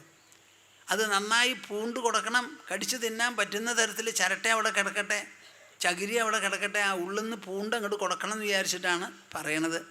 അത് നിങ്ങൾ തന്നെ അതിന് തക്ക പ്രതികരണം എന്നെ അറിയിച്ച് ഉത്സാഹപ്പെടുത്തിയാലേ എനിക്ക് ഈ ടെക്സ്റ്റ് ഡിസ്കസ് ചെയ്ത് മുമ്പിലേക്ക് പോകാൻ പറ്റുള്ളൂ. ഓരോ ശ്ലോകത്തിലും ഈ ഉൾക്കാര്യമാണ് പറയുന്നത്. അപ്പോൾ അത് ഉൾക്കൊള്ളാൻ പക്ഷേ തൃശ്ശൂരിലുള്ള ഈ വിശേഷപ്പെട്ട സദസ്സ് ബഹുശതം ജനങ്ങൾ ഇത് വന്ന് കേൾക്കാൻ സന്നിഹിതരായത് നമ്മുടെ നാട്ടിൻ്റെ മഹിമയാണ്. ഞാൻ നിങ്ങളെ മാത്രമല്ല ഇതിൽ കാണുന്നത്, നിങ്ങൾ ജനിച്ച കുടുംബം, നിങ്ങളുടെ തറവാടുകൾ, നിങ്ങളുടെ ഓരോരോ പൈതൃക പാരമ്പര്യം, അതിൻ്റെ മഹിമ. അതുകൊണ്ട് മാത്രമാണ് നിങ്ങൾക്കിവിടെ വരാനും കേൾക്കാനും സാധിക്കുന്നത്. അതേമാതിരി ഒരു മഹിമയാണ് നിങ്ങളുടെ ഭൂമാനന്ദ സ്വാമിജിയുടെ കാര്യത്തിലും. ശാന്തസ്വഭാവമജരാത്മകമേക സത്യം സംവിത്പദം നിരുപമം കലനാവിഹീനം അന്തർബഹിശ്ച ബഹുധാ വ്യവഹാര്യമാണം തദ്ദൈവമേവ മമ സർവം അഹം തദേവ.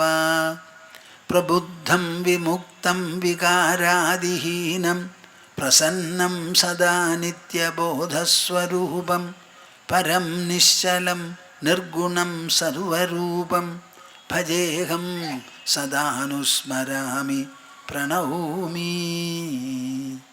ഭജേഹം സദാനുസ്മരാമി പ്രണൗമി. ഹരിഹി ഓ ഹരിഹി ഓ ഹരിഹി. ഞാൻ ഓംകാരം ജപിക്കാം. എൻ്റെ ശബ്ദം ശരിയായാലും ഇല്ലെങ്കിലും നിങ്ങൾ മുഴുവനാക്കും അത് വേണ്ടതുപോലെ. ഹരിഹി. ഓ